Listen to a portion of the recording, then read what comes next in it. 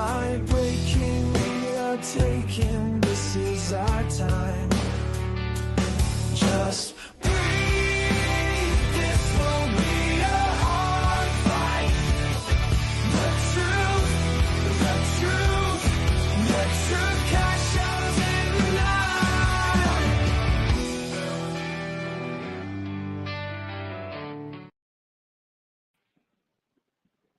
What's up, Johnny? How you doing, buddy? Good, man. How you doing? I am in a great state of mind. Life is good. I'm happy. Things are going very, very well. I cannot complain at all. Yeah, it sounds like you're on the verge of getting a dream job. Yeah, for those that don't know, I don't really go into details or at all about my personal life and what I do for a living. But let's just say I had a contract. It was a long-term contract. I was on it for 4 years. That ended, which is the nature of the beast of what I do for a living. And so I did try something else well, I took a month off, didn't really push things really hard, just relaxed for a month. Then I started seriously looking for employment, tried to do something outside of the field that I was doing. I was miserable. I was so unhappy. I literally every day I was unhappy. And so on the same day that I left that job, within an hour, I got a phone call um, by a client that wanted to hire my services. So by 2 o'clock, I got off work. 3 o'clock, I'm at home, and I'm already on a Zoom call, or one of those types of Zoom calls, talking to the guy, going over everything, and so now I'm back in the field that I enjoy, and I'll be probably starting that tomorrow. I'm doing a in-person meet with the client tomorrow at noon. So please prayers for me. Everything should be good. And then I'll start working that contract that evening. So really excited about it. Really excited about it. Well, that's good, man. I'm glad you found something you like because it is the worst thing in the world to have a job that you can't stand. Correct. Yeah, we spend Um, so much of our time at work, no matter what you do. It makes a big difference if you're very unhappy. I mean, I had a lot of opportunity in the same field. I just declined those opportunities, mostly because they were too far away. I was looking at you running about 1,000 miles a week on my vehicle, and I just thought that was crazy.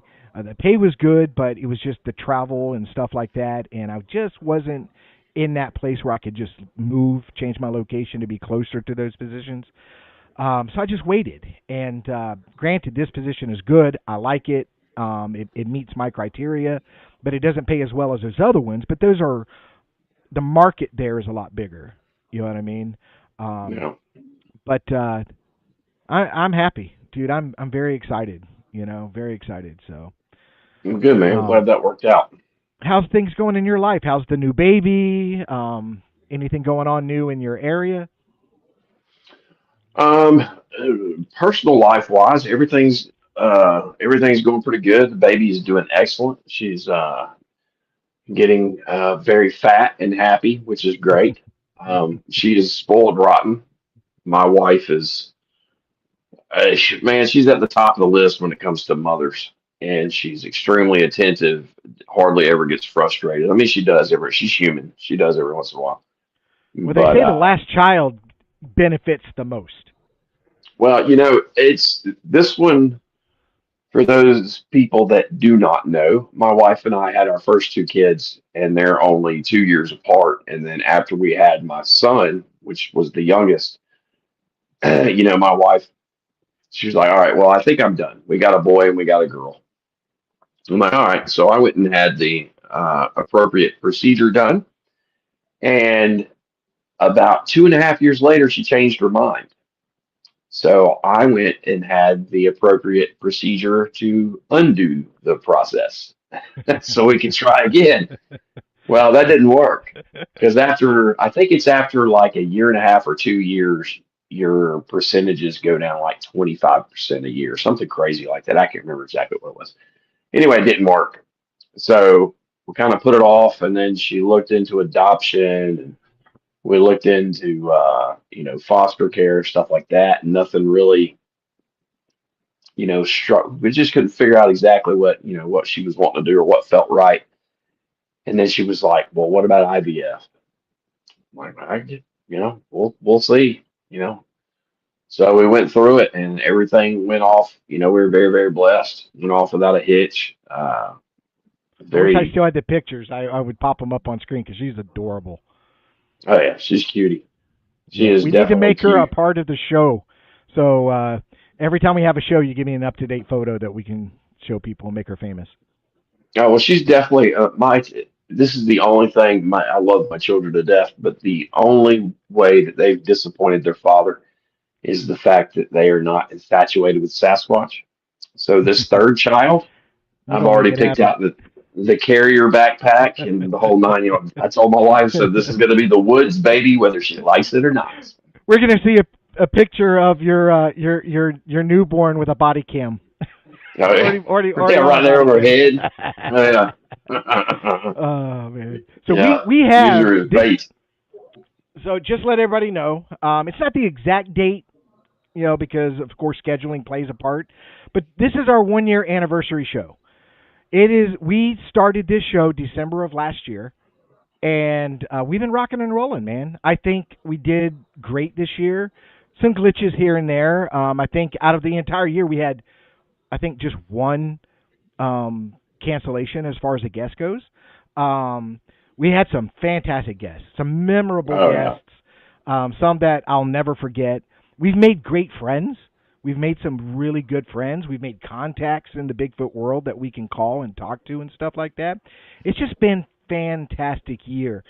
And so we decided, let's do something and we're going to bring back, just so you guys know, because I did not announce how the show was going to go because I wanted you guys to be surprised, but we're going to bring back some researchers that we had on the show in the past and find out what's going on in the world of researching, what's going on, what's new, get some ideas, some theories. I did sit down today and made a list of questions and stuff like that I hopefully we can get to. Thank you, John. He says congratulations. You were a part of that, John. John was a great guest. We appreciate you, John. John's always been a great supporter. There's some people in here that have always been great supporters. Lenny and Mr. who else do Aphis. we have? Yes, Mr. Avis himself. He almost Sharon. he spent a Yeah. lot of time trying to convince my daughter to become a doctor, and I greatly appreciate it. Now she didn't listen at all, but Lenny's good people. Lenny is awesome. Lenny is awesome. Matter of fact, I have it right here on my desk. I don't know if y'all can see this. I don't know if it'll show up because I'm running a green screen, but it's a Sasquatch flask, and that was from Lenny. I also got behind me. I got a mug that Lenny had mailed me, and that was awesome. So, and I use it a lot. Yep, I have he got mine yours too. too. So Lenny is Although, awesome. John's awesome. although, wait, Day wait, wait, Tripper wait, is wait, wait, wait, awesome. wait, wait. You got a flask and a mug? What happened? Just on Oh no, Lenny's I'm done. defense. Nope, Lenny's nope, defense. nope. We're done when here. when I was going to Ohio, Lenny was actually going to Ohio. He was going to be a part of that thing that was going on up in Ohio. At the last minute, we had a hurricane move up the coast. Lenny didn't feel comfortable making the drive, so he stayed home. Those were gifts that he was giving to a group of people, different people that were there at that was going to be in Ohio. But since he couldn't make it, he had to mail them out. So I got a Yeti, a personalized Yeti mug that says, Bigfoot Florida guy on it. We will find That's you. awesome, man. Yeah, so that was pretty cool, and I use it a lot. My favorite was the Beast. I have a mug called the Beast. I now use Lenny's mug because it's just so much better. So, but we got a lot of great guests tonight. I'm not gonna tell y'all who they all are until as we bring them on. We have two backstage right now, and I will bring them on together because they are a team. I think it was the first team duo that we had on the show. And they're amazing. If you guys go back, you've got to look at it. They're all numbered. But I'll bring them on, and I will introduce Troy and Desi with Sasquatch Origins. Hey, guys, Hey, Rick. how are you doing? Doing great, Rick. What's Man, I going missed you on? guys. Awesome. Doing awesome, Rick. Johnny Two Bears. Congrats on your 1 year. I hope you can hear me okay. I'm running through some stuff with my voice, so Oh hope yeah, it's coming you through okay, sound man. you sound like you're fighting something for real there. You sound better than what you normally sound like. So Oh, that sounds Well, about right. You have kids. It's probably from screaming at your kids. You know, you got that right. Hearing about Johnny Two Bears, IVF journey, and all that. Yep, brought me right back to our two 5-year-olds. You got it, man. Yeah. Did 5-year-old. you Wow. 2 Yeah. 5-year-olds? You have twins? We got twin boys, yeah, and Oh wow. the foster and adoption process ourselves. So I know the whirlwind you and your wife Ron going through that, man. So congrats Man, to all you. New the one. shots and I felt so bad for her having to go through all the shot. I mean, just one shot after another, and then I was having to give her shots, and it was just, man, it was crazy. God bless you. That's for But sure. the miracle of science, right? It's absolutely amazing. I don't know if I've ever said this on the show, or I don't know if I've even told Johnny. I don't know because I don't think about it very much. I'm an identical twin. Oh wow. wow. And I don't think I've ever brought that up. I am an identical twin. I knew that, but I don't think you brought it up on the air. No, I don't think I've ever brought it up on the show. But I am an identical twin, and he doesn't live far from me, and he's not into this whatsoever. He, I wouldn't even discuss it with him because I'd probably be ridiculed. But he's a retired Marine, 22 years in the Marine Corps. Was a drill instructor at Paris Island and everything else, and did his time Awesome. overseas. Very cool. So just that's a little fact that people didn't know about me. I am an identical twin. That's really cool. Absolutely. And Y'all there's share two of like you out there. What's that, Troy? I said there's two of you out there. There are Yeah. two of us, which is really funny. Right. A lot of people don't know this, and I'm going to let y'all know. I have a nickname that when I'm not on the show, if you were here with me on a daily basis with my friends or anybody that knows me personally, they don't call me Rick, they don't call me Richard or anything like that. They call me Ditto. That's my nickname, is Ditto, meaning two. It literally, and when I used to ride with a motorcycle club, that was my road name, was Ditto, because I'm an identical twin. That's cool. That's some good stuff right there. Yeah. See, we're already becoming entertaining tonight. We do have other Yeah. guest guys, but there are one of them's at a Christmas party, and they're going to jump on as soon as they get home. And the other one's car broke down on the way home. So as soon as he gets home, he's going to jump on. So we do have other guests, and we're just going to have a great night, great discussion. Feel free, guys, to be yourselves and have fun and joke around. And, there'll be some serious conversation and ideas and theories, but let's have some fun, too. It's our 1-year anniversary. You can see, Johnny, that message is for you on the screen, so you're aware. Yeah, I saw that. Hey, don't feel bad, Mr. Athos. We're all good. I guess I'll just have to buy my own cup. That way I feel special. Oh, he's just gouging it in there further. Lenny's good people. So, but like I was saying earlier, I created some questions. I was sitting down and thinking of some questions and stuff like that. And we can start those questions because when you have as many people we're going to have on the show tonight, 7 questions is a lot when everybody's got input, so it takes some time. So we can probably knock out a couple of them right off the bat or revisit them with the other guys if we need to. So What about Johnny, I want to hear it, man. I want to hear Troy's story about these about structures. the structures. Yeah, start all over, Troy. Start where you were at. And Okay, Desi, you so- jump in anytime you want. Yeah, Sounds so good, bud. there was 3 of us that camped out there, and it was on the north side of a creek. So on this north side of the creek, we're out there at night, and we'd researched this area before. Anyhow, we were there this one evening, and around 10, 11 o'clock, please, Desi, correct me if I'm wrong, we heard some voices kind of to the southwest, I think it was. That's right. And then there was some mumbling. We had a tree fall also in that same direction that evening. And they had recorders running. And I don't remember if the recorders caught it or not. Desi, what was the outcome of that? Yeah, so it's like Troy was saying, it started with like voices in the distance, and so immediately we assumed other people were out there. Maybe other people, I don't know, scouting for hunting, or just people doing things they shouldn't be doing in the woods, or who knows, maybe there are other squatchers like us.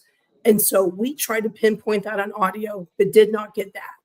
And it was very difficult to make out. It was more of like a murmuring or something very, tough to distinguish. But we did catch the tree fall. And when the tree fell, Troy, listening to that audio, caught something else before the tree fell. So we do have that on audio, which I'll let Troy jump in and share what he thinks that was. But the similarity is something in this field. We try to look for this call or listen for this call, and it was our first time catching it in that moment. Yeah, the concerning part. Go ahead. Oh, So no, the you're good. Okay, the concerning part was the we believe it was an Ohio howl, but it was very far in the distance, and we did not hear it that night. The auto recorder picked it up, so that is a concern, because now we're worried. Okay, is there other researchers out here making a call and they're off in the distance? We actually heard them talking. We're not 100%.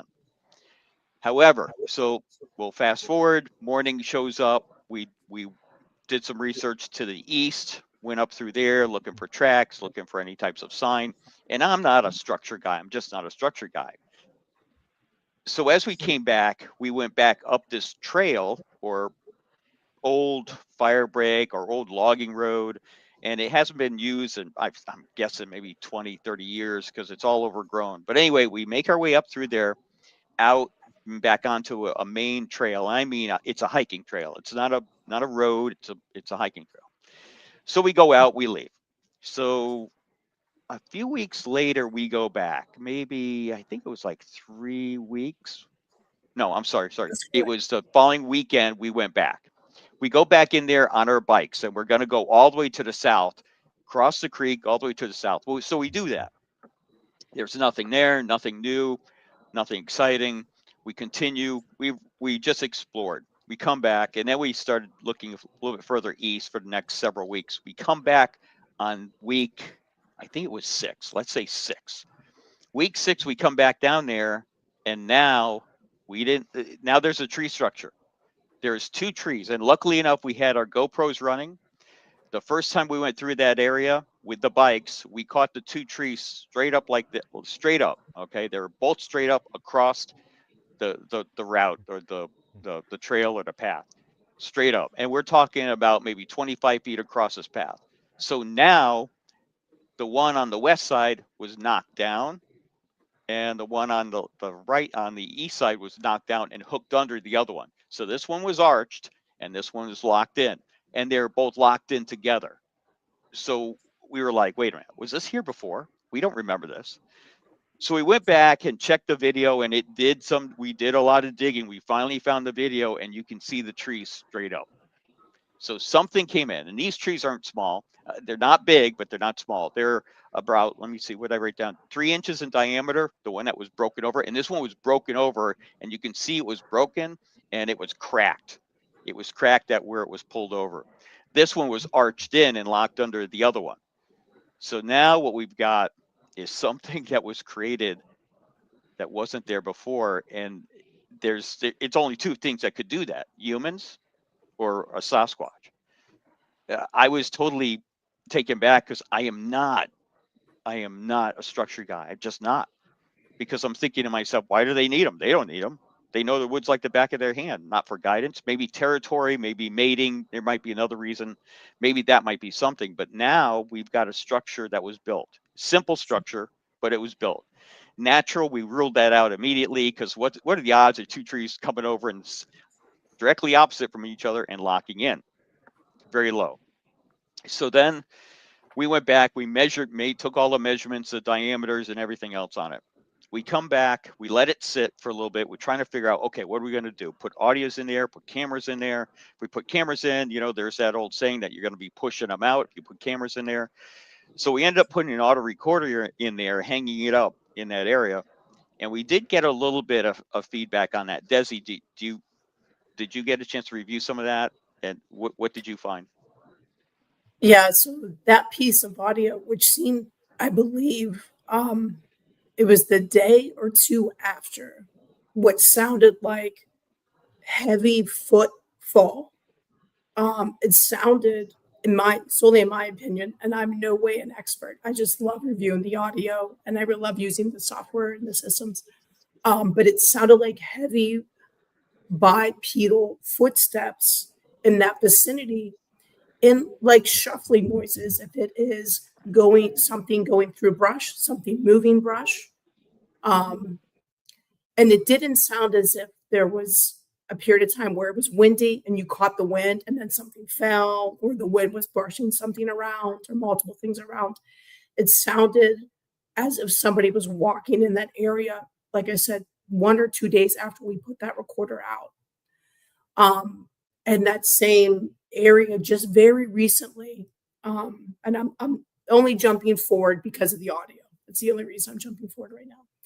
Is we had a camera out there. Eventually, there was a determination to put a camera to make sure we weren't being goofed around with by other researchers or other hunters, or hunters in general. Like, why would something like this happen? Because nothing in our experiences, at least the last 4.5 years, ever happened like this. And there's some areas we frequented very often, and it was always Mother Nature that messed up things. It wasn't anything that seemed intentional or had a purpose behind it.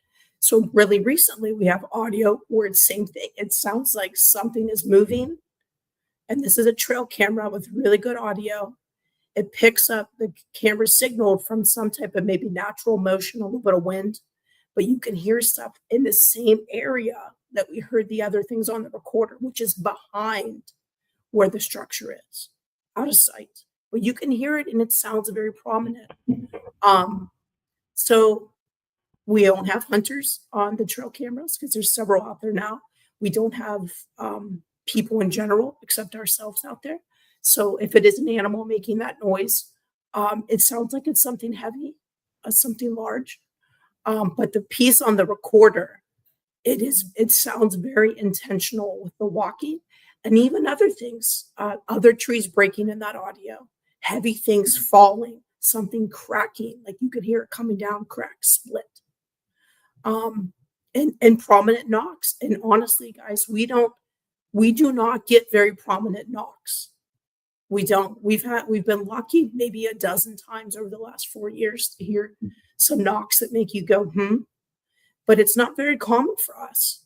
So when something is unique that you're not familiar with, it draws you into that area even a bit more, especially the timing, everything evolving and kind of layers stacking up where it's not making sense. Well, I've said that in the past, where it's not just one thing; it's accumulation of the evidence that you collect that brings it to a point of it's either this or this. Yeah, and more things happened as well. So yeah, as Desi said, she jumped to the audio, and that's current audio that we're talking about. But what also happened? Let's go back. We're gonna just rewind a little bit. So once we discovered that, we made all the measurements of the trees, the thicknesses, the distances, the location, all that was measured. We went back again, maybe 2 weeks later. Now the tree is broken down further. Something came back and we took photos of it. Here, this is a crack before. Now the crack has gotten bigger and now it's deeper. Okay, that's interesting. All right, some time passed. We went out there a few more times, just check, see what's going on. Now we have just recently, last couple weeks, we have another branch that has been placed on top of the structure. So this branch is 2 inches, 1.75 to 2 inches in diameter, and it's approximately 8 feet long. And it's broken off at the end. It's not sawed off. It's broken off, and it's the branch portion of it is laying on top of the trees where they interconnect. It's almost as if it's helping to hold down the other limb. Right. So something had to place it there. Again, human or Sasquatch. I mean, that's the only two. Because if something's going to drag it, some animal's going to drag it. It's going to drag it by the thick end, and it's not going to end up on top. So the physics doesn't work. The only other thing is maybe it dropped out. But we looked up at the trees. The leaves didn't match. The leaves didn't match from the trees locally around it. The trees were dead and old. So wherever it came from, it was placed on there on purpose. So now I wasn't a tree Was this- structure guy, and Well, when Was we this, got this together, was we went. across a Yeah, go trail. ahead. yes, it was across the trail that we used to enter the location. That's Right. the whole thing. And Well, crazy. I'm kind of with you on the. I've always found it very hard to believe that they make like these super, complicated advanced tree structures. But I think it's a really good possibility that they do use trees and branches and limbs to do simple stuff like that. I mean, I've like we were talking about before, I've seen stuff like that myself. I just got done talking with a guy that's got a habituation site on his property, and he was talking about how he thinks that they've got like a nursery on his property, and that's what they've been using his property specifically for. And how they lay branches across the trail that goes into that specific spot. And he kind of got the gist, hey, they don't want me going in there. Hmm. And he thinks that's actually where, and he says nursery, as crazy as that sounds, because he's found, I think, like 6 different juvenile tracks out there over the years. Wow. So we're going to have him as a Wow. guest. So this is going to be a lot of good information. But I definitely, as well as I do, there's no way to know without seeing who actually did it. Who Right. actually placed Correct. that stuff. Correct. But I totally believe they use stuff like that to, either communicate to one another, or it could be as simple as that trail is going into an area where they've got a scout or something, and they just need enough to get you to stop for a few Right. seconds. Yeah. I mean, it's just a guess, but No, I think you're right, because that's what we believed as well. We were trying to put it all together. Now the creek down there is pretty low, so I'm wondering if that creek was used before as like a barrier, and because that barrier was kind of being broken a little bit, they said, well, we'll make our own. And I'm thinking, we're all theorizing about what caused this or why it was put in place. But that's our best guess, and that's interesting about the nursery. That's interesting, very interesting, Yeah. because that Well- would be a Yeah. very good reason for do it. And speaking of guests, we have another one backstage. I want to bring out, because he may have some questions as well. I want to bring out my brother from another mother, my boy, Dirt Road Bigfoot from the Dirt Road Bigfoot podcast. Hey guys, There's Hey, what's going on, Icebox? not much. Congratulations on your 1-year anniversary, guys. no, we Thank appreciate you, it, sir. man. Thank you. We couldn't do it without all of y'all. many more Definitely years roll. to Yeah, come. you for good. sure. If y'all weren't helping us out, it would just me and Richard talking to each other, and nobody's gonna watch that. So Well, it's good to Unless be we take here, our shirts off. yeah, Dollar bills. yeah. Now you know why Richard doesn't talk about what he does for a living very often. $20 is $20. Yeah. Oh my gosh. If I could rely on that, I would definitely starve to death. There's a reason why I went from 220 pounds to 180 pounds. Good And by then the when way- they canceled EBT, I was really out of luck. Thanks for the comment. Nice to meet you, Troy and Desi. Hey, Nice to meet Icebox. you, sir. Yeah, I highly recommend you guys, if you ever get an opportunity to be on Dirt Road Bigfoot podcast, definitely jump on it. That could That'd be be coming awesome. up very soon. Sounds great. So let's go back to the structure thing, because Troy, you got a chance to go out with me, and we found some interesting things. I showed you some old stuff, and you know me, I'm very forensic. That's why anything forensic I don't discredit, as far as I don't pay attention to it. And tree structures are something I pay attention to, but it has to meet, like we discussed, it has to meet a very, very specific criteria for me to take the time to document it and make sure people see what I'm looking at, because some of it is explainable. And I want to discuss, because me and you were walking down a trail I had never been down, and we found a tree bow that was very interesting. Did you get a chance to watch the footage? Because I did do a video on it. And I haven't. I've been out of country. so what it was is there's a tree bow, and it's not just bowed, it's pushed against everything behind it and then put behind something to hold it. So when you look at it sideways, you have the bow, but everything behind it is leaning backwards. The bow is pushing everything backwards. And that's what made it interesting. That something had to push it to put it behind that tree. You know what I mean? Yeah, And something definitely pushed that stuff back there and arranged that bow that way. There's no question. I mean, so from what I saw. yeah, that's what made it. I try to find that one thing that makes this look different than a regular tree bow, and that was very awkward. It was just awkward. I can't say what caused it. I can't say Bigfoot did it. And if anybody's seen 500 videos that I put out, I never claim Bigfoot on anything. I let the person watching the video determine what they think it is. But it was absolutely very interesting. So, and like I told you, when you start to find these things, just document it, because it may come back later. Yep. Just document it. Just at least have a record Definitely. of it. And even if you're not into structures or not into this or not in, there's certain things I'm not into, but I'll document it for later reference in case something else pops up, or I have a guest that brings it up and I was like, oh wow, okay, this is what I ran into, this is what I have. You know what I mean? It's similar. So definitely wouldn't discredit structures. So Oh, absolutely. When we were running our GoPros, if we didn't have them on, we wouldn't have captured those two trees in the upright position. We would have Right. missed it. And that's critical data, that they were there and now they're made into something else. well, it happened to me one time because I found a great bow that I documented last year. Okay. And it had a huge tree, 20, 30-foot tree underneath it. Okay. And this tree went through the palmettos. The palmettos were above it. Like, it went through the palmettos. I went back, I don't know, it was a year later, to the exact same spot, and none of it was there. The down tree wasn't there. The palmetto wasn't there. The bow wasn't there. It looked like a completely different area.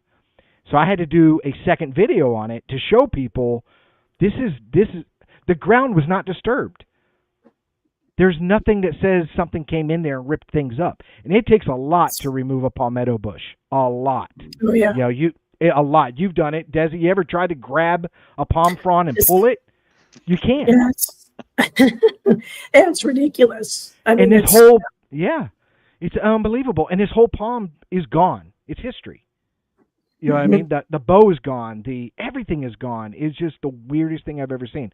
But it's one of those incidences where I'm so glad I documented the first time, because I had something to refer to and go back to, and I created a before and after video to show people what had taken place.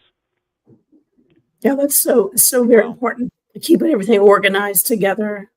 And even with this specific structure, you're saying you're looking for something different. The way they were hooked together, just a little bit of hookage, right?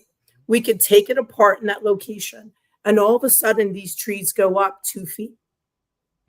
Pull them back down, hook them together, and then they're in place. I mean, where they hooked was probably 2 to 3 inches on each little nook, if that. So it was very meticulously placed that way.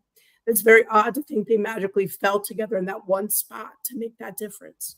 So yeah, how it was built, and the intricacies of it, it definitely makes you scratch your head a little bit more.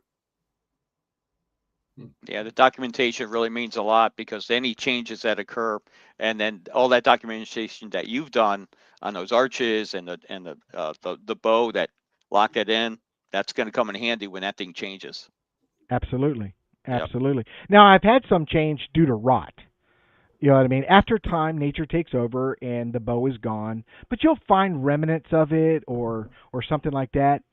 This was completely different. It was completely erased, gone.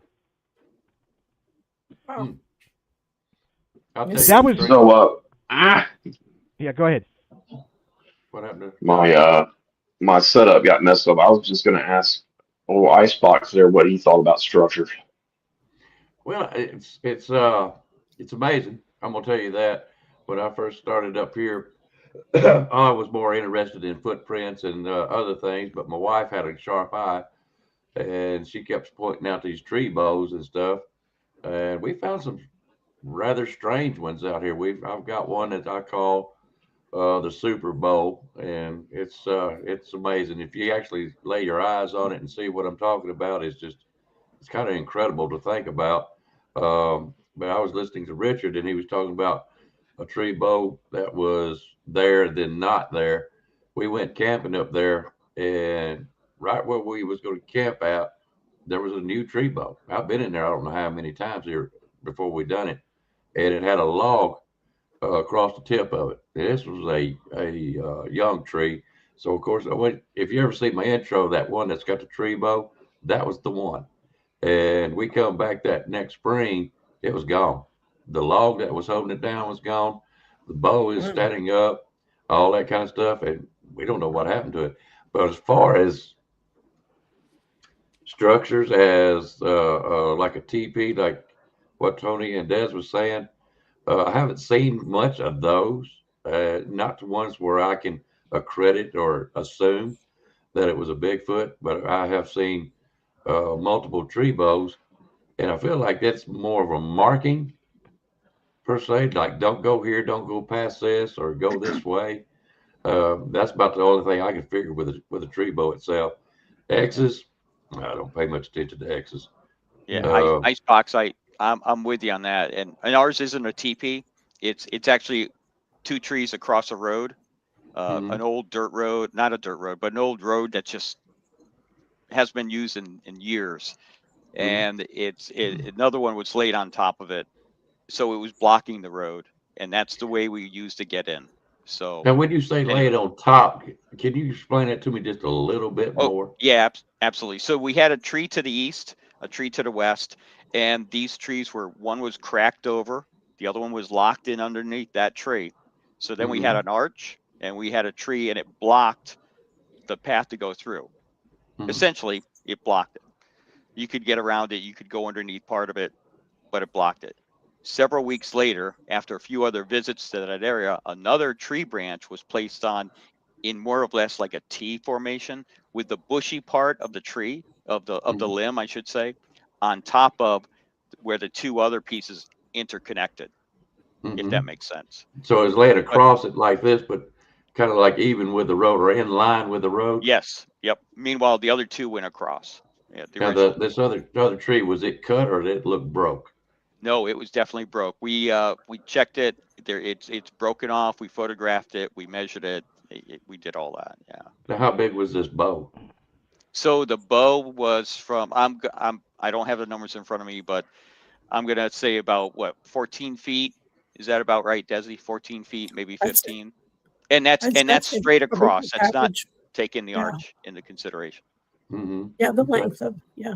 Mhm. Now, I've seen that before where they lay logs across.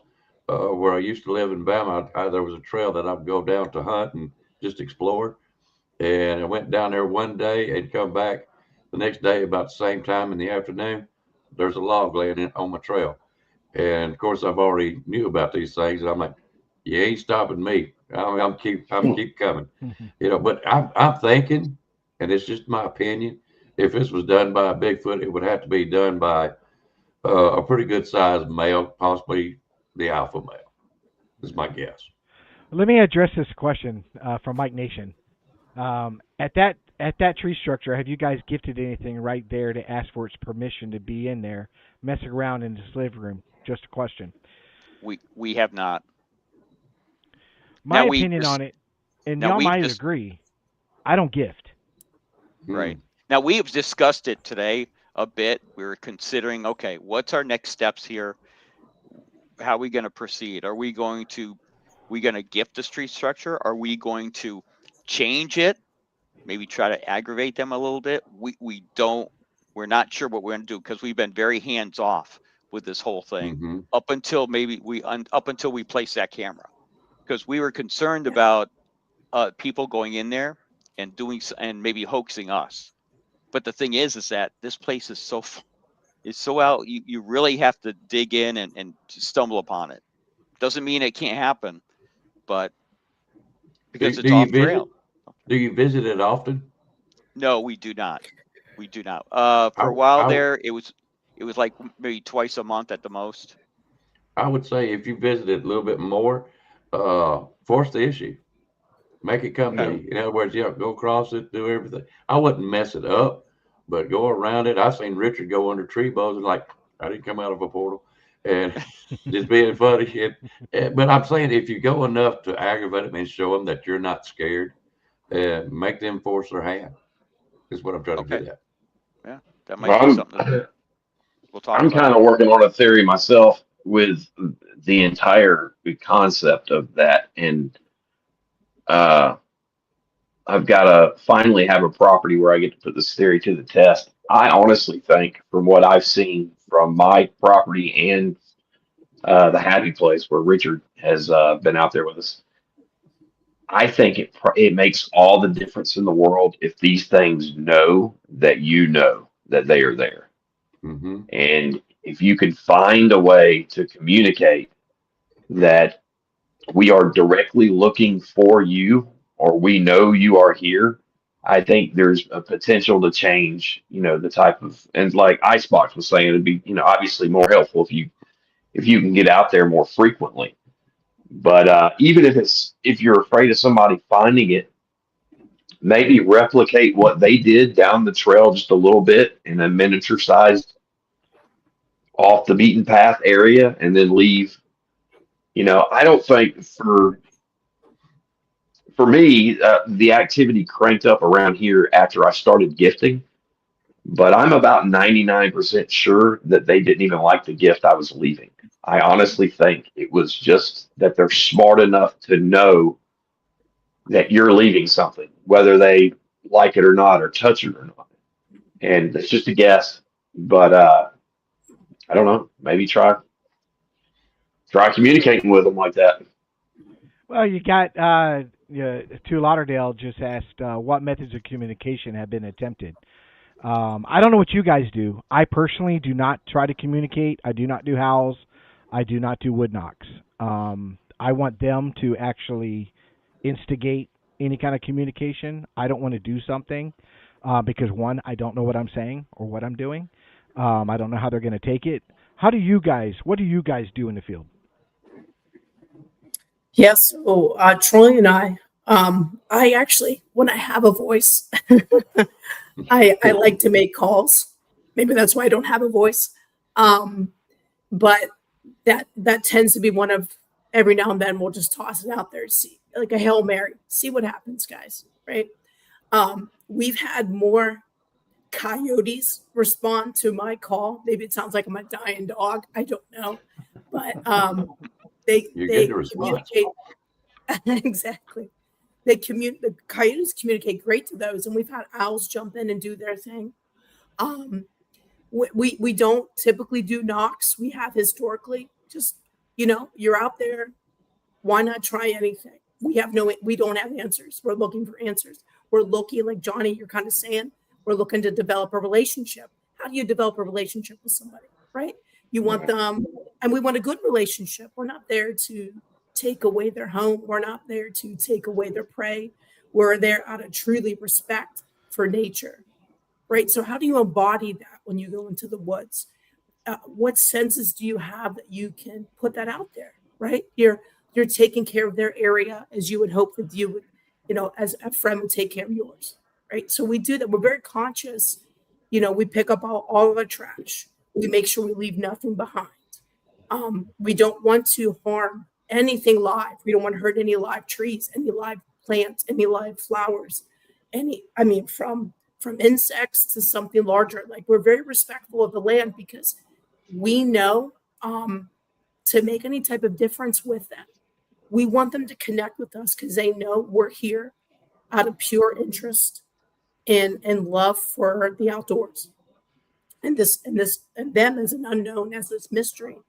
But typically calls for us, that would be from a communication standpoint. But I think it's healthy before you do anything like this is to have a clear mindset. We don't know what's going on. Go in there with an open mind. You've probably heard this a million different times on podcasts and probably said it a million different times on either of yours. You got to go in with an open mind, an open heart, an open soul, because they need to know that you're not there to harm them and to endanger them or their families. They're not going to want to be around you, right? They know the hunters do that. The hunters take their prey, right? That's their job. That's their passion, hunters.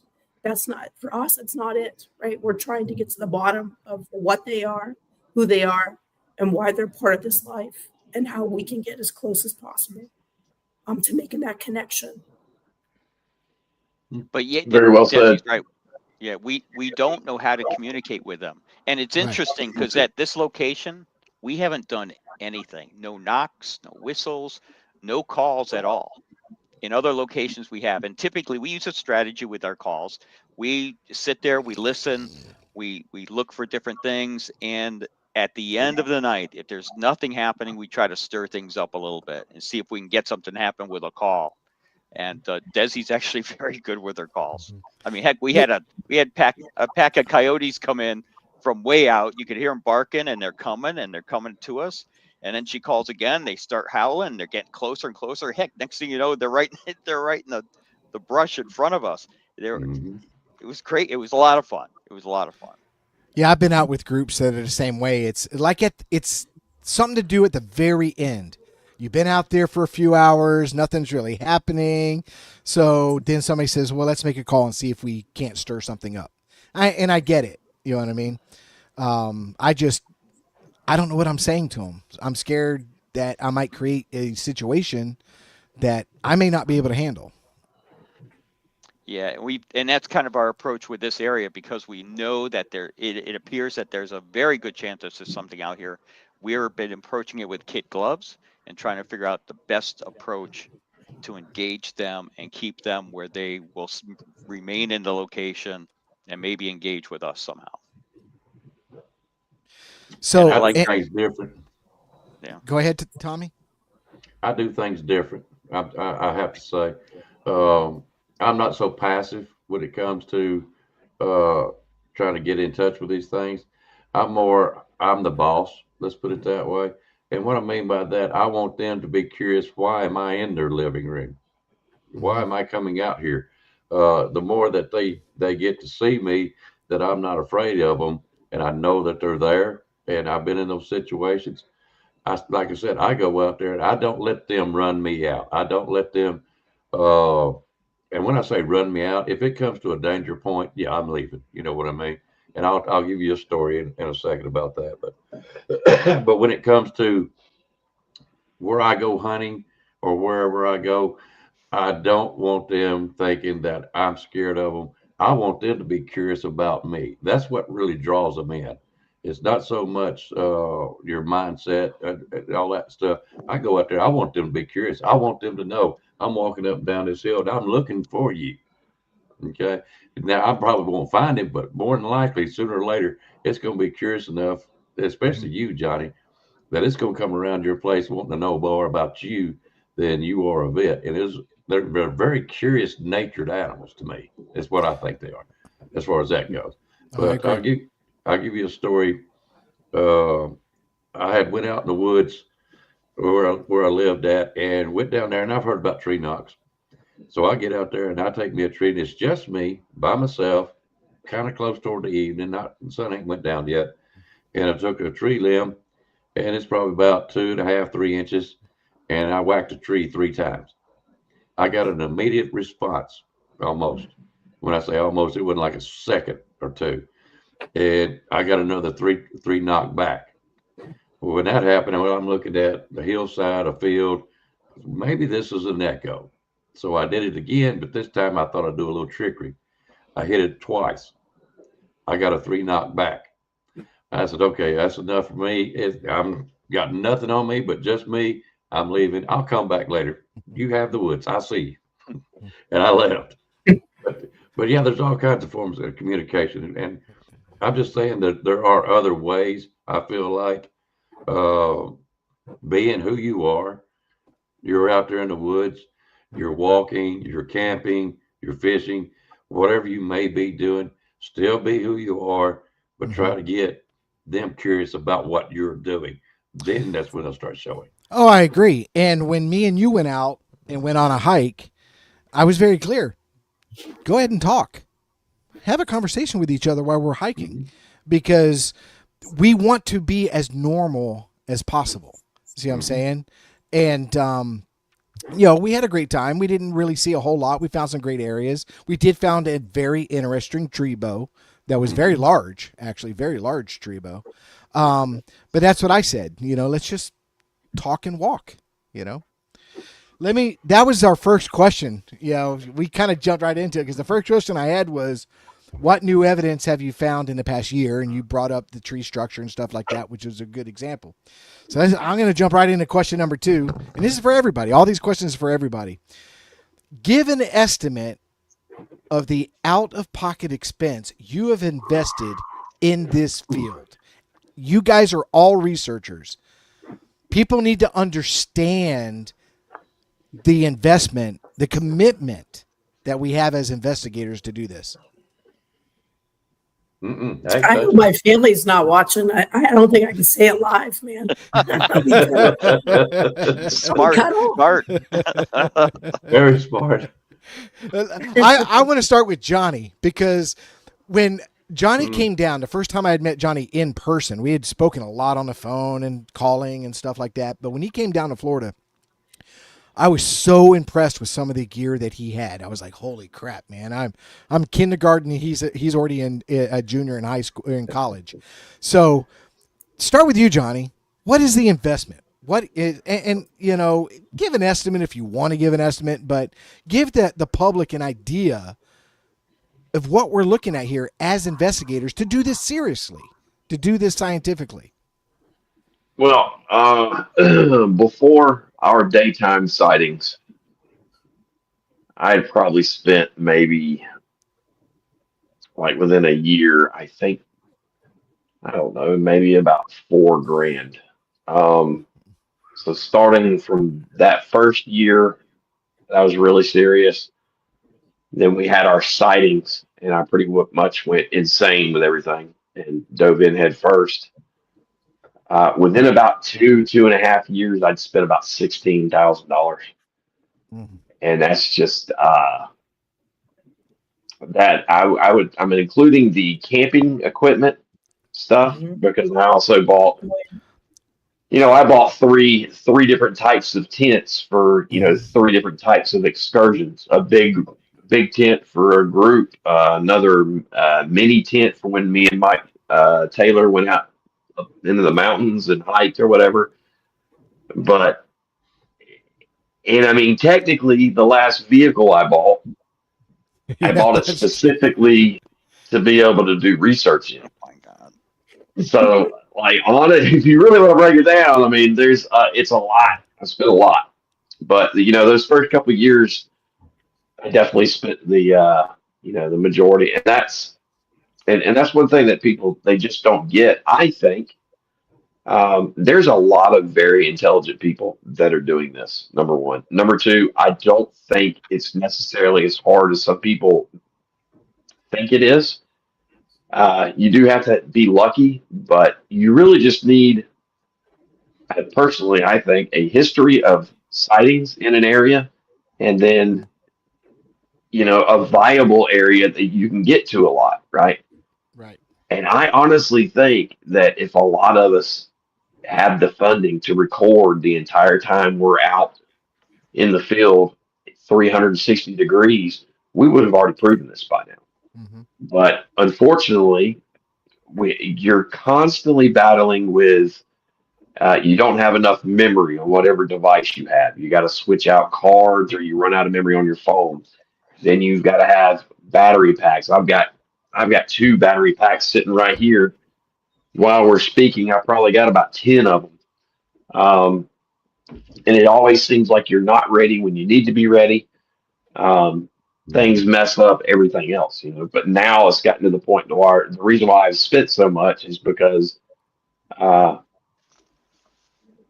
the time I get out of my vehicle until the time I leave, I'm going to be recording with something 24 hours because I've had it happen on the day of our sightings. You've got the opportunity of a lifetime and you're not ready. And let me tell you, you don't want to go home feeling like that. You do not, as excited as I was, every time I think about that now, I want to throw up. I mean, it's just, you just don't want to experience that, So, yes, but it's a huge expense, and I've spent a lot of money doing it. And, like my wife and I have talked about, if it wasn't that, it would be something else, though. So, Mhm. What about you, Troy? Well, we're up around probably 8,000 without my vehicle, and I did change my vehicle. Needed a larger vehicle for this reason. Absolutely, Yeah. So you throw that in there, it's quite expensive. But straight equipment dedicated only for this, probably around 8,000. Desi? Yeah, when I was thinking about the very beginning, the number 10 grand came to mind from I'd say 2020 to now. So 2020, 2025, I'd say about 10 grand. And that's just an estimate of the smallest thing, like Johnny's saying, the memory cards or the business cards when you go to an event or Right. plan to go to an event, Right. right? To the e-bike or to the multiple things you take camping or to replacing these expensive camping bags because you're trying to fit everything you can. Mhm. I mean, in Florida, right? You're hiking 5 miles Right. out, and it feels more like 15 miles because Yeah. you're walking brush and you're falling in holes, and So yeah, I'd say easily 10 for myself, and kind of makes me a little bit like, holy shit, 10 grand's a lot of money. Yeah. Yeah. That's Sorry, the sons. exact word I would use. Sorry, the twins are not going to college. They are. That's They're about going to be right. squatchers though. But They're going to yeah. be squatchers. They got plenty of equipment. Absolutely. What about you, Icebox? $2. $2. There you go. He found the budget bin. He found a Oh, budget man. bin at Dollar General. No, Dollar Tree, baby. I'm like Johnny. I've got, oh, Lord have mercy. When I got my wife involved, and we go to Salt Fork and do some camping and stuff, and she wanted to go, so that cost me probably, I'm going to say 50 grand Mm. Wow. because I had to get a camper, get a truck to pull it. You did buy a Yeah. camper. Oh, wait. Yeah. Now you see what? Yeah, that's just to do that. That's not counting the cameras, the night visions, the thermals, Yeah. just all of it together. I wouldn't want to even try to add it up. I'd have to sit here run a battery out of a calculator. So I'm Well, you've been doing this. $2. You've been doing this a lot longer than all of us, haven't you? How long have you been doing this, Icebox? Recently or altogether? Altogether. Altogether, I started way back in the 90s. So I've been probably doing that for a couple of years back then. Of course, then marriage and stuff got in the way, or life got in the way. I've been doing this probably recently, probably about 2 years, probably. Okay. So, but I've been kind of involved. Matter of fact, one of the guests that was supposed to be here tonight was He will my be. my first involvement, and he can tell you, he's the one that actually took my story at one time. But yeah, I've been around it. My sighting was back around 82, 84. Let's put it that way. If that helps you. But no. Well, and people, they don't think about the little things. The amount of gas that we use Gas. to get to these locations, because a lot of the places we have to travel. Again, going back to camping gear, even a simple thing as a skillet or a battery pack or a generator, it all starts adding up. it just starts adding up, and you look back going, dude, I'm either prepared for looking for Sasquatch or apocalypse. Yeah. Amen. That's so true. The bug spray alone. I mean, think about Oh, yeah. somebody who used Bug spray, thermocells, thermocells. Yeah, absolutely. And Johnny sprays this 2,000% friggin' DEET on him. Hey, I'll tell you, it was the first time I bought it, and let me tell you this right now, it works really good. Oh my God. 99.9% DEET. I'll probably have cancer within the next 2 years, but anyway, it works very, very good. So we're out there. I'm down there with Richard at their area, and I had put some of it on me, and then I got done and I set it down on my battery pack, one just like this. And I came back a few minutes later to do something with that battery pack, and it had dissolved the rubber that's on Wow. the outside of the battery pack. And I'm like, well, I guarantee That's it's going on to your work really good. that's on your body, dude. That's on my skin. But I tell Do you y'all this, have, it works. do y'all have Perilla down there? Do you know what that is in Florida? No. What is it? Perilla, also called beefsteak plant. No. If it's a plant, I don't know what it is. Okay, look it up. If you have it, use it. It's very good on repelling critters like ticks, all that kind of stuff, mosquitoes, all Perilla? that stuff. Perilla, Perilla. It's Got it. also called beefsteak. It's in the mint family. Hmm. Oh yeah. Oh, there's beauty bush. There's all kinds of stuff. Actually, beauty Oh bush. yeah, we've got beauty berry here. Oh yeah. Yeah, that's that pretty royal purple Yep. that grows out there. Yep. If you take those the berries and such, they are actually like DEET.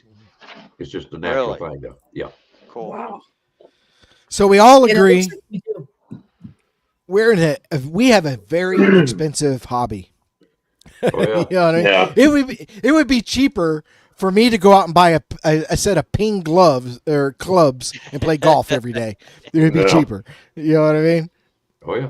But let me Well, ask you, it's a passion, you know. Absolutely. that's what I was going to ask. Have you not enjoyed Oh my spending that money and using it, getting you outside in the woods, having sometimes an adrenaline rush or a thrill or whatever in your searches and your research and the things that you have found? Is it not worth it? Oh, Even if you don't ever get it on film. Absolutely. Absolutely. 100%. It's the woods. I don't get to use everything's night gravy. vision. I don't Say- get to say use again? night vision and thermal very often because I'm by myself. So I don't go out at night by myself. So when the opportunity comes that I'm with somebody, a prime example is going up to Ohio.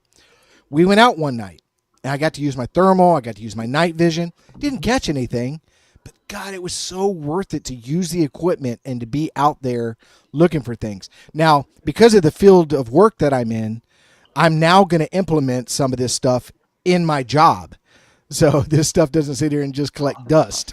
So I'm going to use a dual purpose type thing.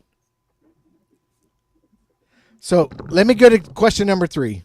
Now, Okay. granted, guys, we do have another guest. Hopefully he makes it. Like I said, he had a Christmas party. As soon as he gets home, he's going to jump in. Hopefully, if not, it's okay. We're having a blast. I'm having I'm fun. enjoying it. Mhm. I mean, we've already done an hour and 4 minutes and it doesn't even feel like it. Oh my God. I'm having serious? a blast. Yep. So, Holy question cow. number 3. What can we do as researchers to move the ball forward in the field in the future? What can we do different? What are some of the things that we think about that we can do? Okay, so I'm a big advocate of peer review. And the reason I say that is that once we get information, I'd like to send it to somebody. I mean, just like these structures, I've been trying to find somebody that's pretty knowledgeable about structures, not somebody that every little thing is a structure, that somebody has information where they're reliable. And I can send it to them for them to take a look at it and review the information and tell me what they think. if we had some sort of system with where everybody could send their information for them to review it and then get some feedback, that would be great. The Well, we sharing of discussed that. information. Me and you had a long discussion Yeah. on that. And I told Yeah. you that's what I do. I have my own peer group, and I'm going to include you in that, Troy and Desi, and say, hey, this is what I got. What do you think? Because Absolutely. that helps us work together. And it's It okay. does. I can send stuff to Icebox, and he can say, I don't think you got anything there. I'm okay with that because we're grown adults. We're grown adults, and we can agree to disagree or whatever. See what I'm saying? Absolutely. But tree structures are the problem I have with tree structures are they're very difficult. And most of the people I've seen with tree structures are anything that is leaning against something on X or this, or even a ground X, something on an X laying on the ground. Some people consider that. And Yeah, they I talk don't. about glyphs and all this. And I don't see any real evidence for that yet. Now, if Correct. it grows and there's a trend and there's something there, that's great. But if it's not, let's call it what it is until then, Right. but keep that information. But anyway, the peer review is very important so we can get direct feedback from multiple people looking at it, and that way we understand it. Me and Desi did that with the first tracks that we found. We sent them out to multiple people, asked multiple questions, and a lot of them came back with the same thing. So that was great. That was great information. So with the peer review, if we could set up something that with everybody in these groups that get this information out, we could also share that information and build Right. off each other. And it's very difficult because a lot of people don't seem to want to share. Right. And me and you had that discussion. Mm-hmm. And I think that's the biggest issue in the Bigfoot research arena. And I'm not talking about people with encounters and people that, show up at all these festivals and conferences and Right. share their experiences. We're talking about the researchers that are out there doing the ground and pound. The problem is everybody thinks their stuff is better than the next person. They don't like criticism. They don't like somebody questioning something, and they need to get past that. Okay? That's just pure pride. Get past the pride. See what I'm saying? Because, and I'm going to say this again, Desi, and I'm going to throw you under the bus right now. Oh, Because I'm not big. I do a lot of audio, but there's nothing I can do with it. I know Desi is an audio person. So she is going to be one of the people that I will go to and say, hey, look, I am going to send you this. I need you to listen to it. I need you. It might be 8 hours long, and go through it and tell me at being, out of the spectrum, you're just a independent listening, and tell me what you think. Tell me what you find. See what I'm saying? Because, and if she comes back to me and says, Rick, I don't think there's anything there, then I accept that. Because this is somebody I respect, somebody in the peer that I'm like, okay, well, I'm going to move that onto the shelf for whatever and move forward. And we need to, as researchers, start doing that. Start working together and talking. Because I've done it with Johnny. I've done it with Tommy. That, hey, look, what do you think about this? Oh, well, I don't think so and stuff. I don't get upset about it. I'm a grown man. I don't get upset. This isn't high school. I respect the people that I go to. And just because they disagree with me doesn't mean they're not my friend. You know what I mean? They're still my friend. No, You know it's what I mean? it's definitely healthy to have those type of conversations and debates, right? Like it's good to challenge each other. If you want to find something, you're going to find whatever you think is going to be Sasquatch Right. related because you And- just find it. And you Right. need somebody to reel you back in every once in a while. Mm-hmm. Absolutely. Absolutely. And the more tenure or seniority when people are out there doing these things, right? And you would think, okay, with age comes more wisdom, right? Like somebody's listening to thousands of hours worth of audio. They probably have some understanding of what this is versus that. Or somebody that's studying nature in a different way to see what's a natural growth versus unnatural. Or looking at footprints, right? Like we unfortunately we lost a prominent gentleman in the field that a lot of people would go to, and we try to have this conversation several times over the last couple of years. When Dr. Meldrum moves on to whatever happens next after this life, what happens? And we Mhm. kind of guessed that some other people would jump in and try to help. But let's be honest, guys, like we don't, as far as we know, we don't have very many people in academia, which Right. right, that's the standard bar for peer review, right? How does that come Absolutely. and it's different. We don't have that kind of, I don't know, accountability or go-to people to do it.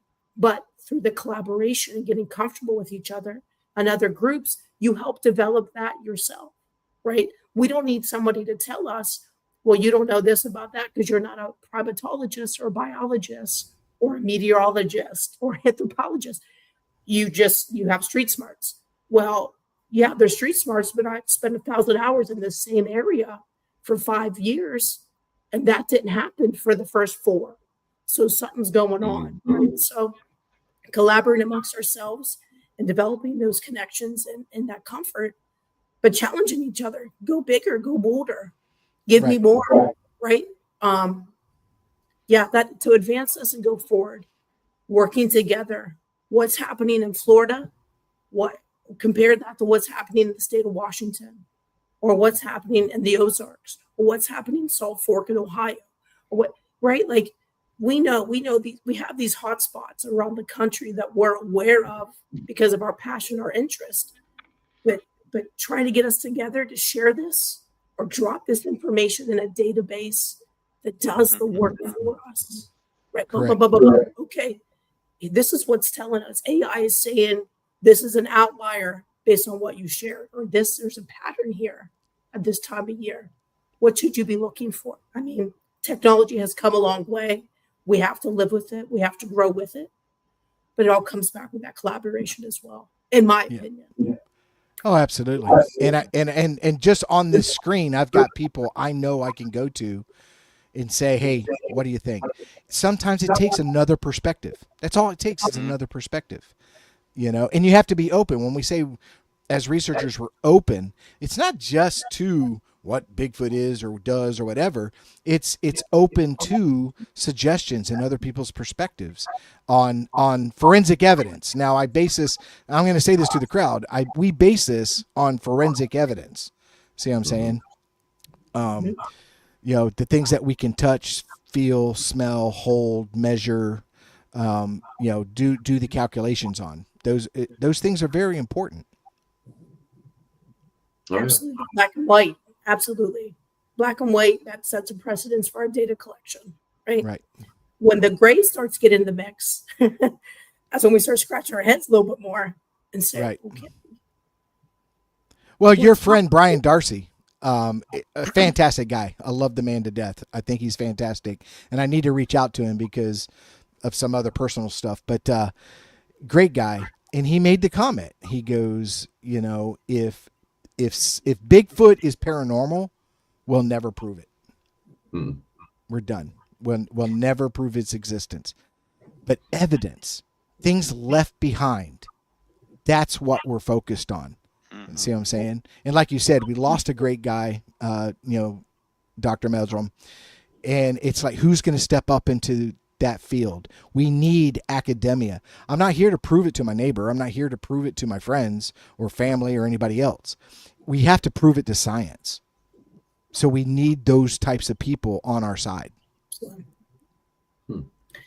Yeah, I agree. I mean, they have the technology, the resources, maybe grant opportunities, right? But I mean, honestly, I don't hear of very many outside of, I think there was somebody that was working on some type of hair sample study, and I heard it from a podcast. And it was a gentleman under the radar that worked at a university. It may have been in North Carolina. That kind of jumps out a bit. Does that sound about right? So Yeah, North Carolina sounds right.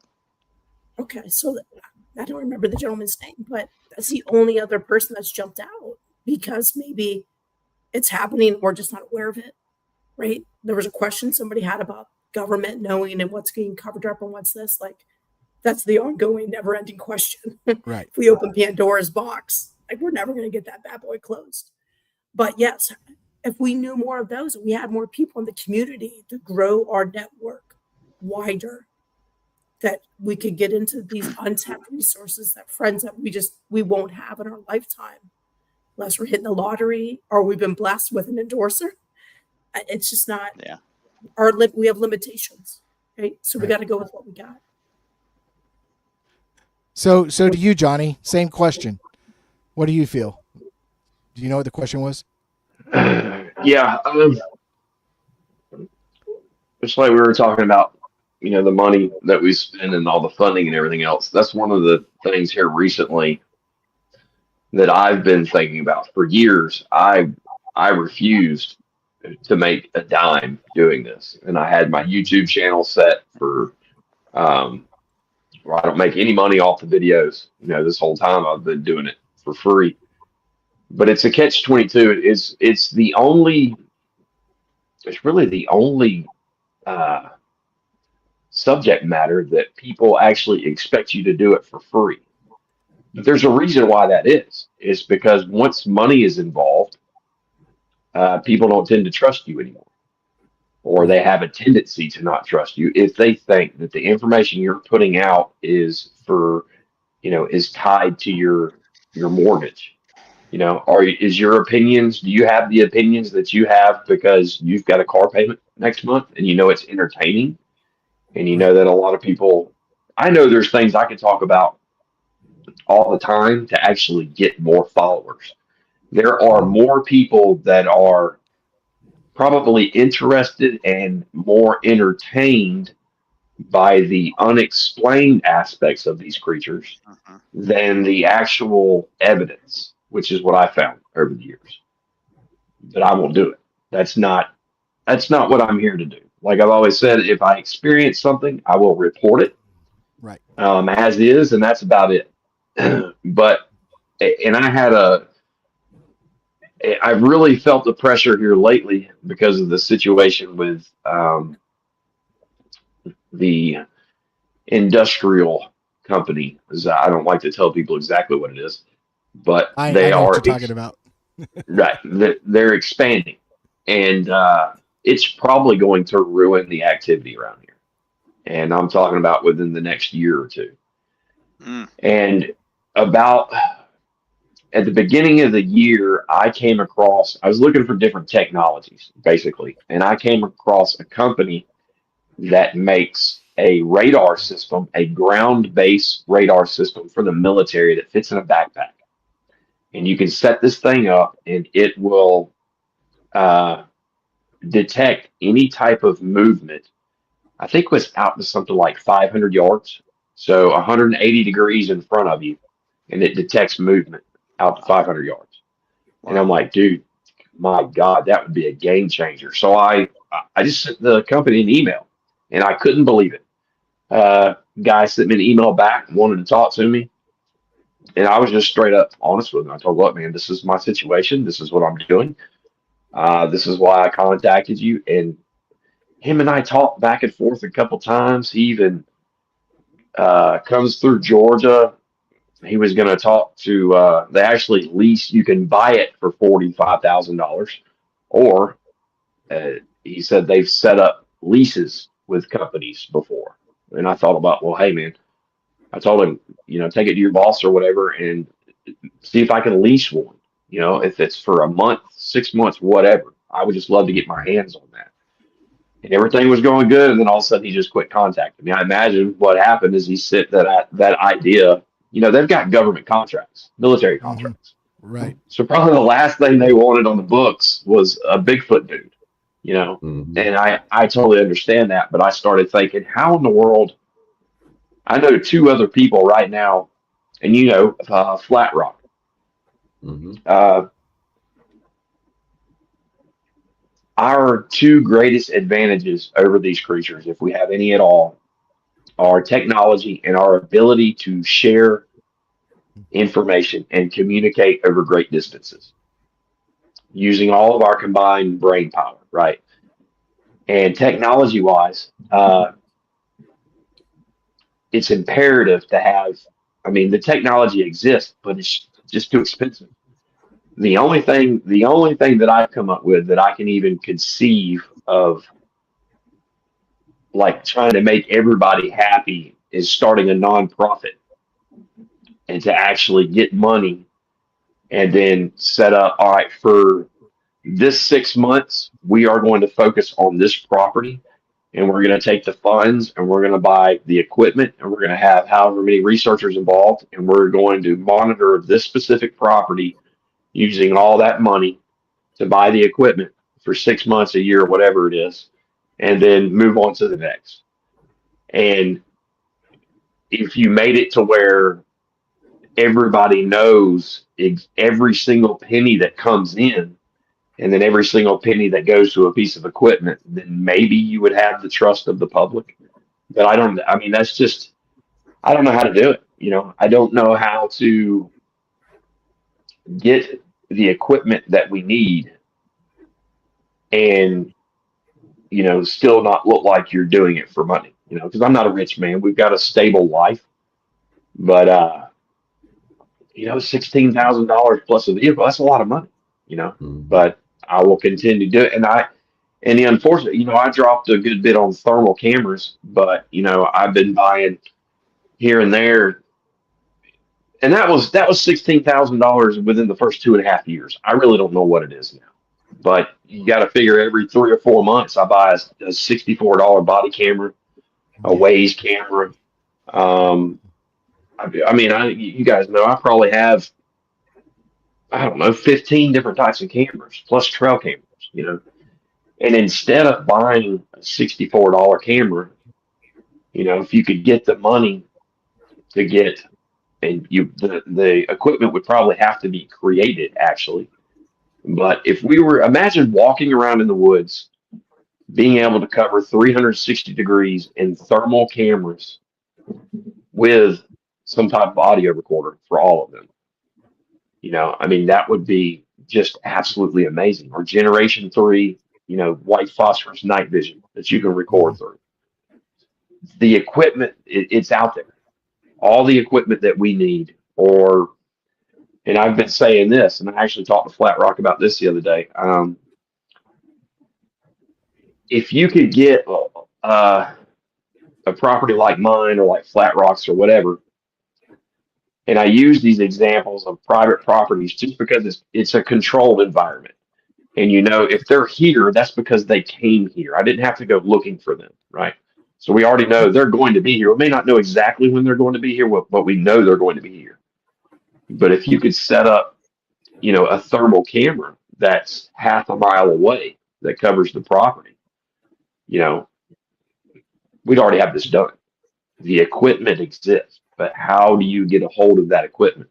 That's kind of what I've been rolling around in my head over, probably the past 6 months or so, knowing that my opportunity to continue on doing what I'm doing is probably about to change, and I'm going to have to expand. We already go to the happy place. We already have that, but that's 3 hours away.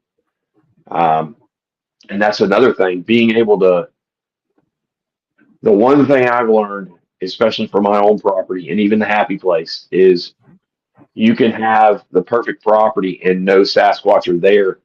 But if you're there every other weekend, you're missing a lot.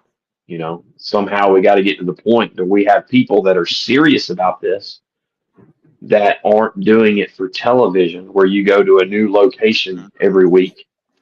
You have got, and me and Captain Joe, when we started this, that was kind of my goal, was to be able to get to the point to where you have teams that, if it takes 2 years to sit on a property, you sit there for 2 years, because that's going to, if they're there, that's where you need to focus your attention. And this is hard, it's hard to find it, but I think it's possible.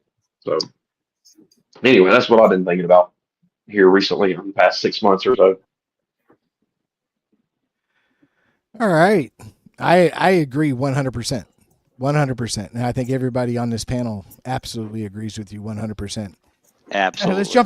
Let's jump into question number 4, and I'll start with Icebox, and then everybody else can chime in, because he'll see this in 2 perspectives. One, as somebody that worked in the past with BFRO, he is doing his own research right now, and is also a podcaster.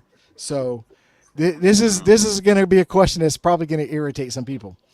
Okay. No. Yeah, but I got to ask it. what is the one thing that irritates you most in this field? They ain't gonna like my answer. No. About to see your subscriber count drop. Yep, about to watch that thing plummet. Well, and before you start, and I'm gonna, and I've said this a million times, I'm always gonna be true to me. That's right. Okay, it's I'm always gonna stand my ground on what I believe and what I do and stuff like that. So, with that said, we all have our beliefs, we all have our theories, we all have our ideas. You know what I mean? But we all deal with some very crazy stuff sometimes. So, start with you, Tommy. What is the one thing that irritates you most about this field? Well, I think everybody Besides already cost. Yeah, it ain't even the cost. It ain't even the cost. I was watching another podcast the other day, and they were talking about looking into portals and stuff like that. And I keyed up. I got on there, and I told them it was supposed to be a show about, say, Desi. Next thing you know, I turned that whole show toward me because I'm aggravated. Okay. I've been in here, like Johnny said, for quite a while. I've talked to people that you would love to talk to today. I've talked to Jeff Meldrum, MK Davis. I've talked to Grover Krantz. I've talked to your upper names in the BFRO and stuff like that. But from what I see, like you said, the other side of, I'm just going to call it out, the woo side. All right. If you look at it that way, how are you going to prove it? If you can, I'd love to see it. I'm not here to disagree with anybody. I would like to give them their chance to voice and find out why they think that way. If you could do that for me, then I have a better chance of understanding it, but just don't throw it out there as gospel. And you got to keep one thing in mind. These things are for real. They are flesh and blood. And you're sitting there telling somebody, and I had this happen. Somebody come up and said, all right, mind speak, this and that kind of stuff. And told my wife, said, what you need to do is leave him at home, go out in the woods, and just go out there and talk to him by yourself. I said, is this woman crazy?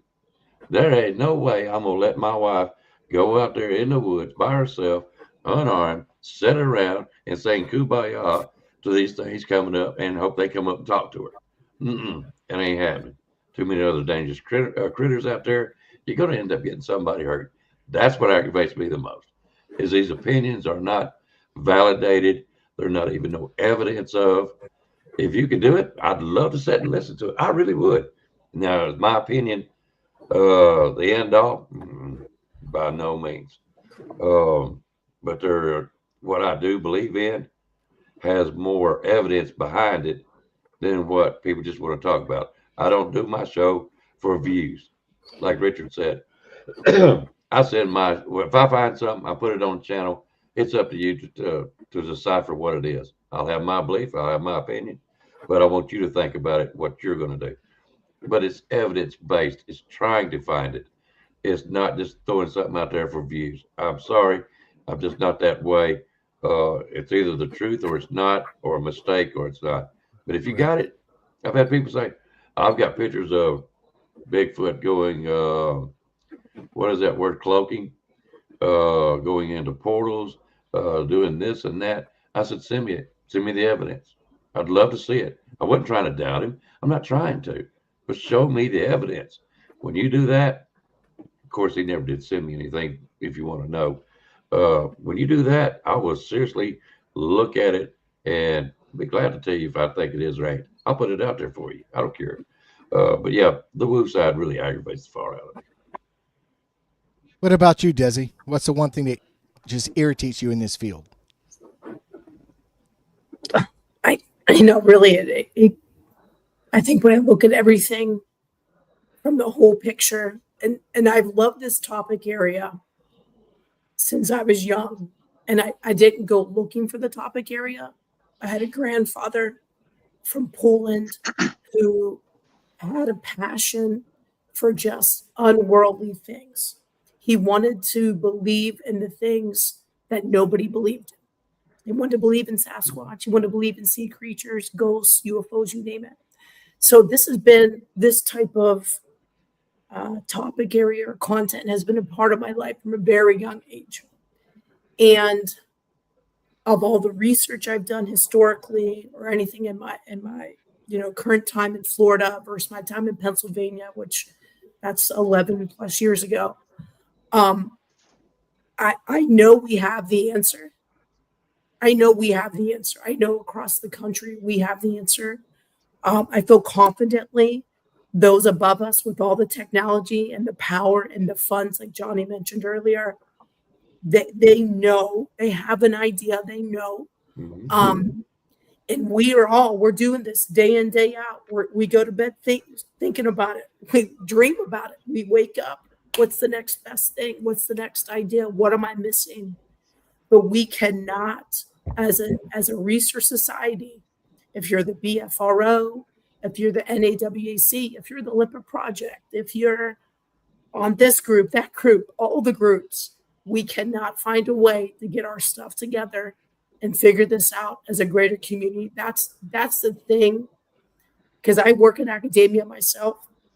That is the thing that gets under my skin a bit, because I mean, even amongst the five of us here, eventually, maybe if our other guests can join us, I bet you we put our stuff together and we'll be like, holy shit, that happened here, or that print looks like our print here. I heard that noise at that time of night.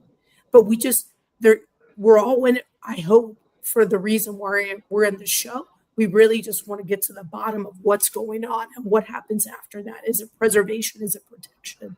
Is it something different? Or is it too much for us to fully ever grasp and understand that we're just not going to get there? Right. Because we all got these different things going on. So that just kind of gets under my skin a bit, because I think we have that answer. We probably have that answer 1,000 different ways. But we're not all on the same page. I think the same way, nor do we want to share.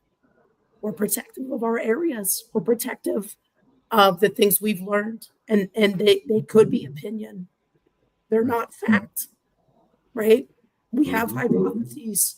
We have theories. We try to do our best to put it together, but our theories may be similar to other people's theories, right?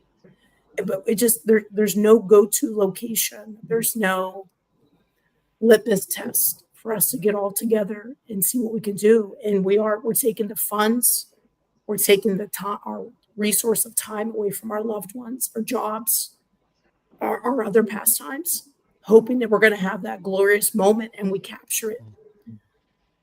You know, if it's by video, it's by audio, if it's, like a few of you have had incidents or awesome opportunities to have a Class A sighting. We have not had that. Would that be that? And then that's it. Check it off the bucket list and you're done. I know for him and I, it's not. Right? Right? But then it's going to drive you further. Right. Our tracks drove us further. The noise we heard, the heavy breathing, the aggression, the things moving you can't see, the tree breaks, the falls, that drives us further. And man, is that exhilarating? Does that make you feel alive in a way other people don't know? Absolutely. Can we capture that and put it in a bottle and drink that every morning before we go out for the day? Right. That is amazing. But I think we've got so many great people doing this. And man, we just can't get there. We can't get there. And it's a lot of this. It's a lot of my way or highway. It's a lot of like, shame on you. Let me badmouth you. What is this? This, like you said earlier, Rick, this is not high school. This is not drama. Most of us are 30 plus and getting this shit done. Right. We just can't. We do so much of this. It's the weirdest thing I've ever been a part of, but amazing on the other side. What about Well you, said. Troy? Well, very well. Yeah, I'm going to focus on the technical side. So for me, doing proper research, like for example, I was not a tree structure guy. I'd need a lot of evidence for me to even go that way. So to come across this, now I have something like, I'm like, okay, I got to dig in and research this this structure and take it as a possibility. So now you have to be open to that, but you have to document it. And the biggest thing I see is a lack of documentation. So I've created a document of a timeline, the measurements, all that information. It's in a document and needs to be shared out. We did the same thing with the tracks that we found several years back, the measurements and all that. Now, did we screw that up? We did. We weren't prepared. It was the first time out when we first found this stuff. Well, might be the second. I don't remember, Des, but one or two. And we made mistakes. We corrected that. We wrote procedures. Okay, if this happens, this is what we're going to do. So it's a protocol, but we need to engage on that and share that information out into or with our peer group, and maybe share it out further where there's a database where people can pull in. I had a conversation with someone about a year and a half ago where I had something when I was hunting many, many years ago. Bigfoot wasn't even on my mind, where I was walking through an area and I heard something sound like it jumped down behind me, took a couple steps, and this is in Florida. So this, whatever it was big, hit the ground hard, boom, and a couple other jumps. And then I'm thinking, what the heck could that possibly be? It wasn't a tree branch, because a tree branch wouldn't sound like that. It was something. I'm thinking, well, maybe a hunter jumped down out of a tree after I walked by him. Made no sense. Anyway, I'm talking to a gentleman, and he was telling me that they had the same thing happen to them in another area, and they were claiming that Bigfoot was doing it. So heck, that would be great in a database. This is maybe a behavior that they do. Don't know why. Maybe yes, maybe no, but man, that information would have been nice. It was great to hear it. The point is that if we had documentation where it could be shared, we could really grow ourselves and each other in this I want to call it in this field. Let's just say field. But it's hard out there. You've got people that are trying to get clicks, trying to become celebrities, trying to be all these other things, and their heart's not really into finding out what's really going on here and researching the Sasquatch. That's it. I agree. What about you, Johnny? What's the one thing that irritates you most about this field? Ooh, Besides your kids not joining the team. Yeah, besides my failure of children. No one cares about your straight A's. There's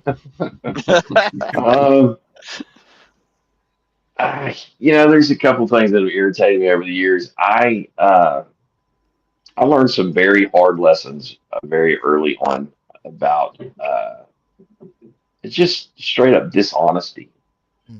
The amount of people that I've met that are willing just to lie about things and make things up. And there's a million reasons why. And I shouldn't be surprised with the amount of people in prison for all kinds of different things. But it's just the lying and the nothing irritates me more than to document some of the things that I've documented or some of the evidence that I've gotten, and then have somebody say, hey, you need to go check out this person over here. Maybe they'll be able to help you out on your property. And then the person that they send me is like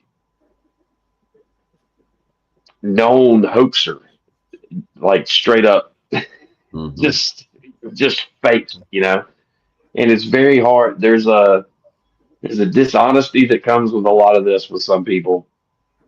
And it also kind of bleeds over into the entertainment value of and see, I don't blame, there's a lot of people. In fact, I just got a really good email from a guy the other day, a highly intelligent individual. He's I guess you would call a white collar professional, very educated, works with computers, is also a pilot. And I think he said he's been looking into the topic for about 3 years. But that's pretty much all he's done. Right. And then he sent me a list of like theories that he had and some things that he'd learned and blah, blah, blah. Well, 99% of the stuff that he sent me, I don't agree with. but he's at least. And then he mentioned a few people that he got stuff from, and I'm like, dude, um, there is a reason why. And look, I've been very, very open about the fact that I don't know. I know that there is a spiritual side to our reality because I've experienced it and it was life changing, but it was a God spiritual thing. Um, Mhm. and then years later, the Sasquatch stuff happened. I saw absolutely no overlap, and I've seen none of it involving. There's just been no weird stuff like that. I mean, there's been a few things that have been unexplainable, really bad luck things, but nothing where I can say this is evidence that these creatures are this or whatever. And I've been very open about that. But there is a tendency, and I'm trying to say be very democratic about this. There is a tendency for the hoaxers or the people that are trying to get clicks to lean a certain way. Mhm. And they go down that road, and I know exactly why they do it is because you can literally make things up, Mhm. show no evidence, and Right. then say, well, the reason why I can't show you evidence is because they've got these spectacular, just absolutely amazing abilities over here. So I can't show you. It's just beyond us. And they could just it's literally a built-in excuse to never provide any evidence ever. And you can just make things up as you go. I guess that's, and again, I am open to, if I ever see proof myself that a Sasquatch steps out of a portal, or Mhm. I don't, for whatever reason here, like with the past couple of weeks, mind speak has been a big thing that's been going around in the groups and everything else. If I ever experience something like that, I'll tell everybody. Yeah, I And then I'll would too. probably be like, I experienced it, but I'm done. Okay, that's it for me. This isn't my field. You know what I'm saying? But that's what irritates me. I guess it just irritates me to know that people are out there, including myself, and a lot of the stuff I do could probably be considered rudimentary. Like, it took me 8 years to get a video of a rock that had been thrown. And I had gotten other videos before, but they weren't coming across horizontally. So a detractor could say it fell out of a tree. And I know that. There's no way you weren't standing there with me, so I can't prove exactly what happened. But finally, whatever it was, 3 weeks ago, I got a rock throw on video that Mhm. all you could accuse me of hoaxing. You could say I paid a dude to stand in the bushes and throw it, but that's it. You cannot claim that this rock fell out of a tree, right? 8 years to get that. Mhm. And then you have another side over here that says, I've got all the answers. And I know exactly what it is. I know what it can do, what it can't do. And I'm like, dude, you're not doing research.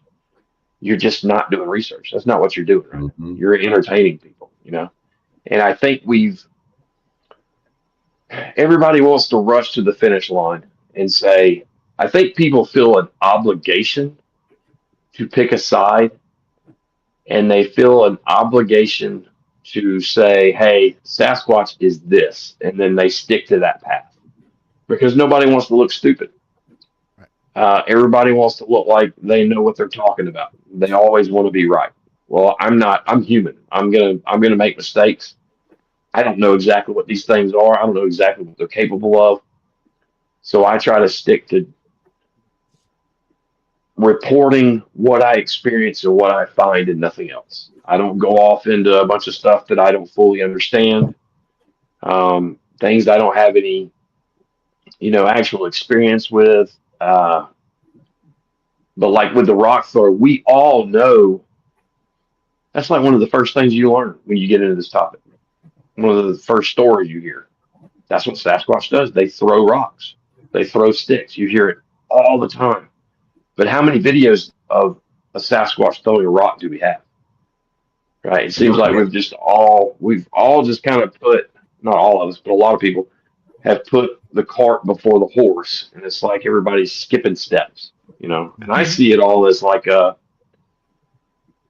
kind of like a criminal investigation. I know that that rock throwing video or a focal or whatever else alone is not going to prove to the masses that Sasquatch is real. But if you can put all that stuff together and then hopefully, like we're all trying to do, get one on video, then you can just hand it over and be like, look, I've got this that they do. I found this.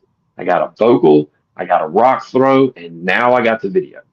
So somebody out there pay attention and invest some time and effort into this because it's real. You know, I think all of that together, we have a better chance of getting, like y'all were talking about, getting the scientific community, you know, to actually take it seriously. If they will, I don't know. I have a theory that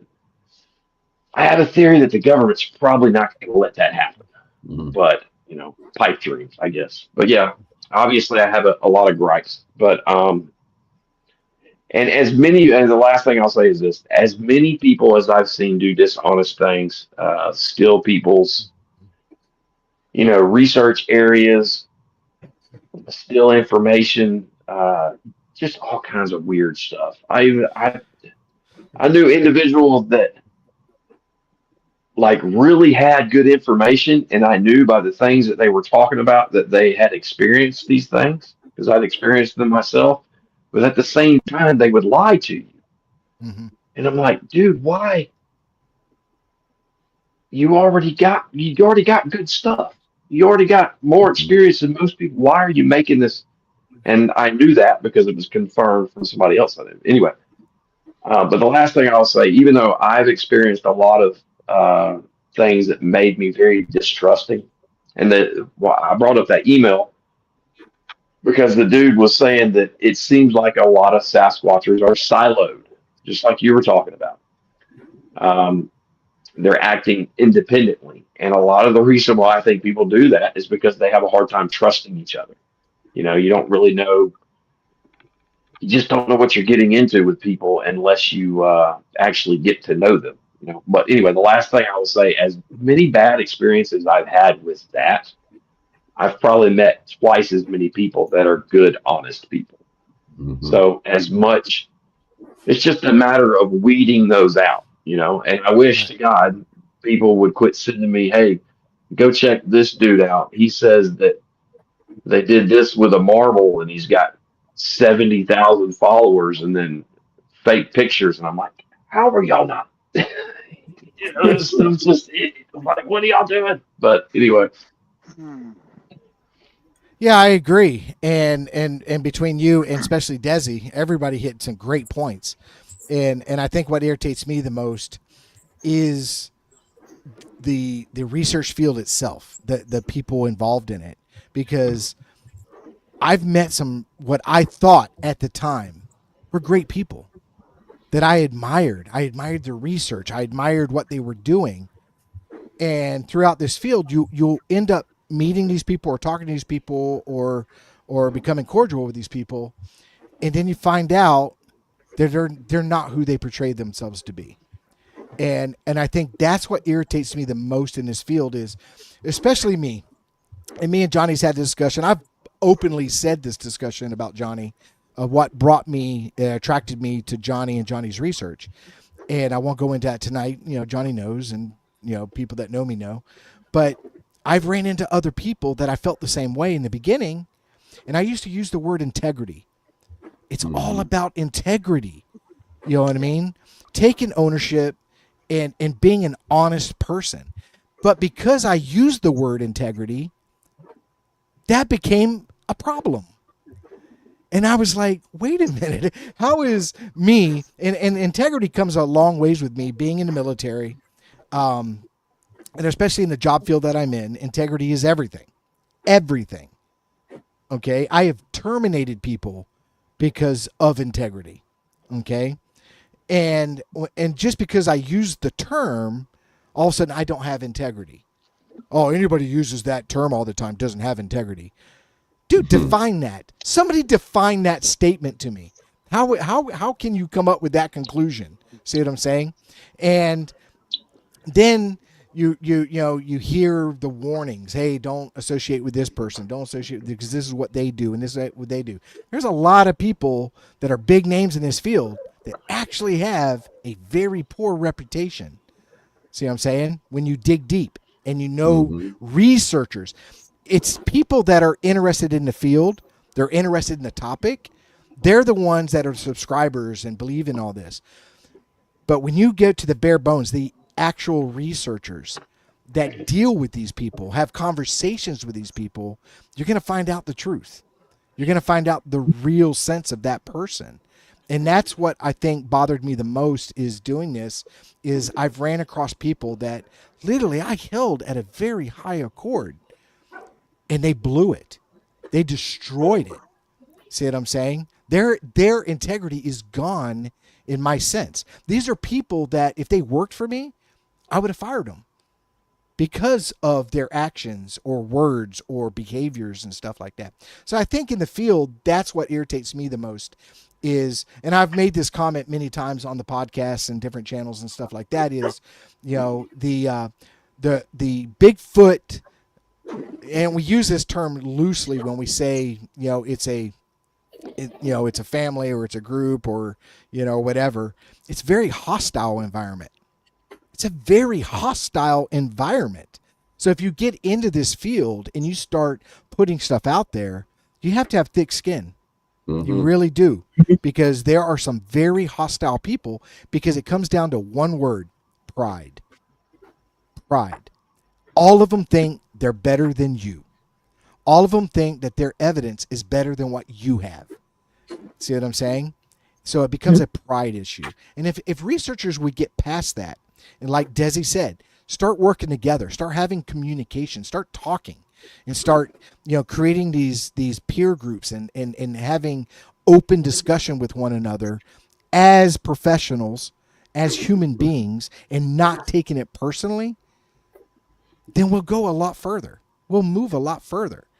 You know what I mean? Because in the end, with everybody on this panel, this is a hobby. Nobody's paying us to do this. We get up in the mornings. We motivate ourselves to get up, get out of our warm bed on a cold day or a rainy day or whatever day and go out in the woods and hike. Troy's been out with me. I like to walk. I like to hike. You see what I'm saying? And we put miles on ourselves. We get out there and we do these things for no money, none whatsoever. Okay? I'm not famous. There's nobody on here that's famous. We do this because we have a passion for it and we want to know the truth. And it's a sad thing that the people that we think would help us find that truth are the ones that are not being truthful. And I think that's what hurts the most. I mentioned something earlier, that I knew some bigger names and this and that. Have you not noticed on my show that I try to get people like Troy and Desi and Johnny and you and Flat Rock? I can name countless others. None of them have big names. And there's a reason I do that. Now, sure, I'll probably do an interview, who knows, whenever I decide to, try to, with a bigger name. But I get more enjoyment out of listening to people like you guys. It is more honesty, and you get more information, even though it may be something similar that you've talked to somebody else about already. It just builds on and it creates more of a, how would you call that, Johnny, when you hear something over and over again? What's the word for that? Of evidence. An ex-wife. Just a pattern. A trend. Yeah, okay, sorry. A trend, a pattern. A trend, yeah. Yeah. If you take all the evidence that we feel like that is Bigfoot related, you could prove it right now in a court of law as far as that goes. But what I'm trying to say is it takes people like Troy, Desi, you, Johnny, Richard. I don't call myself a researcher, but I'm just trying to say those are the guys that I want to hear. That's the ones that I want to listen to. I don't care about the big names. That's just views. All right, let's just call it like it is. That's all it is, entertainment. But if you really want to learn, you talk to people like these guys right here. And these are the ones that we need more of. Now, if you believe in, let's just say it, the woo side, You have a decent civil conversation and bring what you got, that kind of stuff. And you can collaborate, and then you can start really working that kind of a situation out in your head. I'm all for it. I could be wrong about what I believe, in my opinions. If you could prove me wrong, I'd love to. I would really Well, that's would. the funny thing is I I'm love that. forensic based. I know Troy's forensic based. I know Johnny's forensic based. I know Desi's forensic based. And there's no complaint about that. Nobody's denying footprints, hair, smell, structures, or whatever. Those are all forensic things. Nobody's denying that. So there's no argument on my evidence or Johnny's evidence or Troy's evidence or Desi's evidence or whatever. There's no argument. The argument comes from the other side because, like Johnny said, they're not bringing the evidence. They're not bringing the proof. See what I'm saying? We can bring it. I can bring you, pictures and video and measurements of a footprint, and this is what we found, or I can show you audio and say, this sounds like a howl. I don't know what it is, but it's a howl. Nobody questions it's a howl. The question is, what is it? See what I'm saying? So I absolutely agree. Absolutely. I got a question. And I'm to everybody, and this is I'm interested in this. Often I say Bigfoot's an animal. Okay, flesh and blood. All right, that's my opinion. All right. There are people that say that they are human. What do you think it really is? Animal, human, mixture of both. What's your evidence base now? What do you think it is? Well, that's a tough one because we have to go with what we have at hand, evidence wise. Yeah. I have to throw out any of the DNA tests because there's so much controversy. And once there's controversy and that water is muddied already, you got to throw it out. So I don't care about, any DNA studies and stuff like that. The bottom line is we got to stop comparing these things to other things. Compare it to something that's more viable to what it is. So if I say it's a great ape, I'm not saying it's a great ape, but let's compare it to something that's more viable to what its behaviors are. See what I'm saying? We can't compare a Bigfoot to a panther, but we can to a gorilla. You see what I'm saying? So to me, I don't think it's human. I don't. I think it's its own species. I think it's its own independent species. And we're out there trying to find it. We're out there trying to locate it and get as much evidence as we can. If it comes through a portal, it's still a living and breathing thing when it steps on this side of the portal. If it's walking around our forest, it's a living, breathing thing that we need to find the evidence for. See what I'm saying? And that's what I think the research needs to focus on. Well, Tommy, this wasn't. Go ahead, Troy. Okay, so I agree with that. I don't know whether it's animal or human. I know it's flesh and blood, and the rest of it will be to be determined. However, if we start looking at the behaviors, I try to match up the behaviors from what I see, and it's very difficult. So they don't use fire, they don't use weapons, they don't use all this other stuff. So where do they line up? Chimpanzees, and I'm just throwing some stuff out there. So chimpanzees, what's the deal with that? If I remember correctly, they're 99% almost the same as humans in their DNA. However, there's a couple things. So how off do you have to be before you're human? It's all TBD. We don't know. We have no clue. We don't have a body. We don't know. So I try to focus on finding out their behaviors. If I can find out their behaviors, I believe we can figure them out, where they're at, when they're at, what they're doing, how they're doing it. And that's what I focus a lot on. But I don't know whether they're human or animal or hybrid. Don't know yet.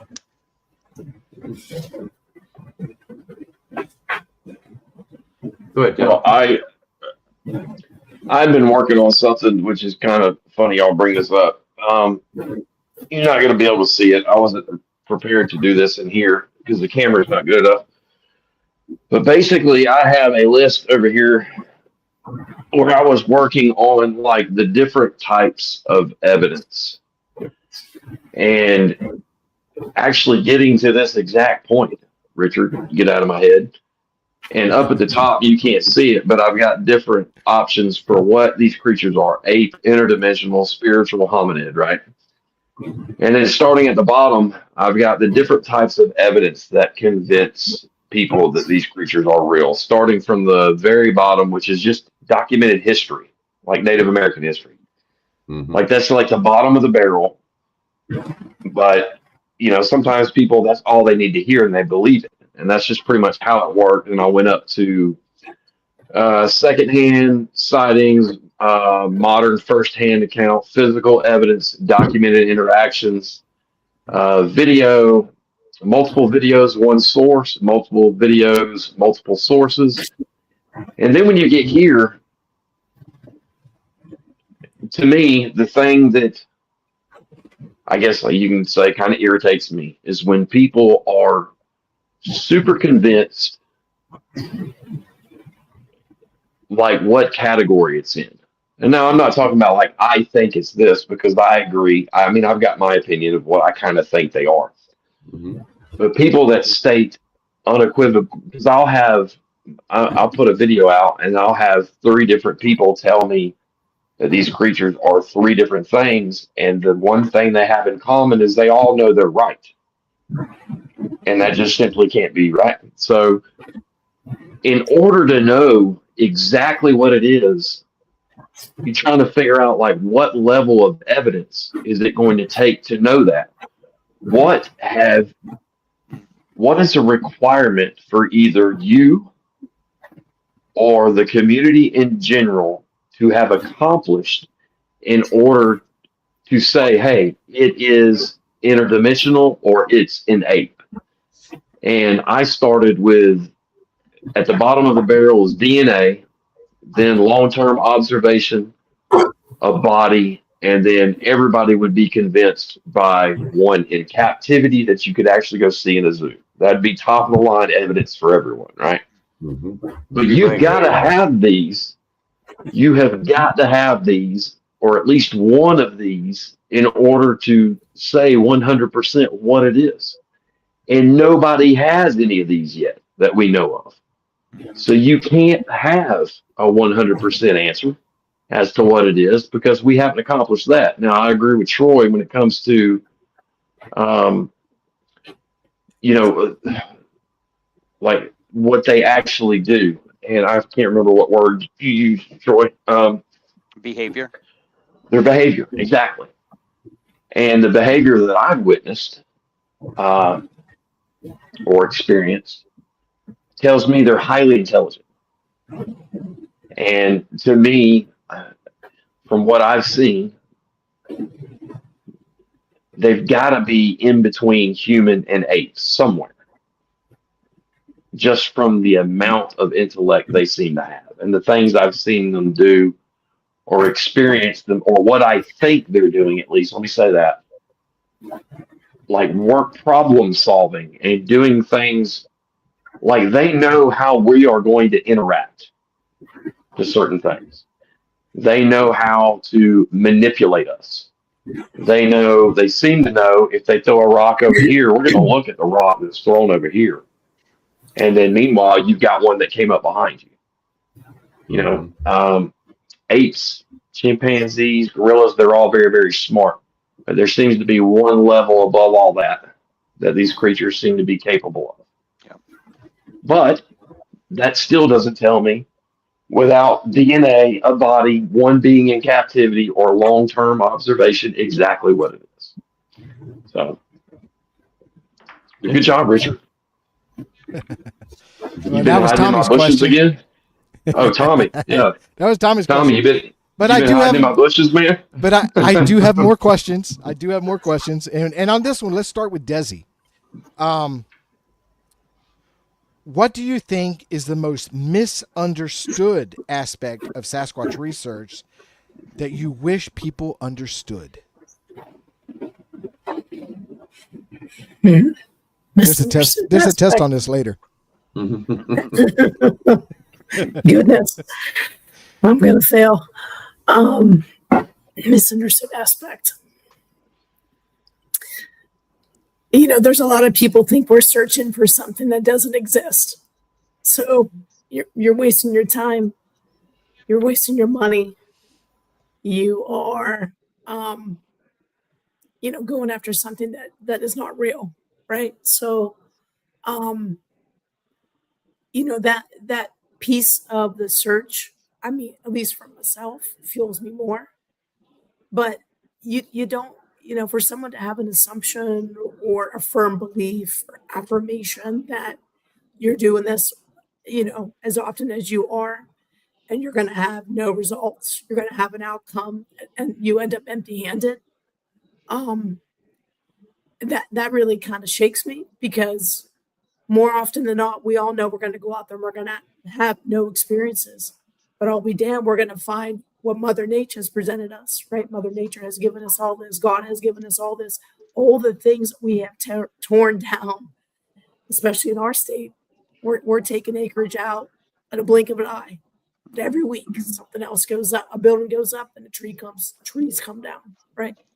So there's much more to this research than our true effort of finding this answer and the knowledge and the power behind that.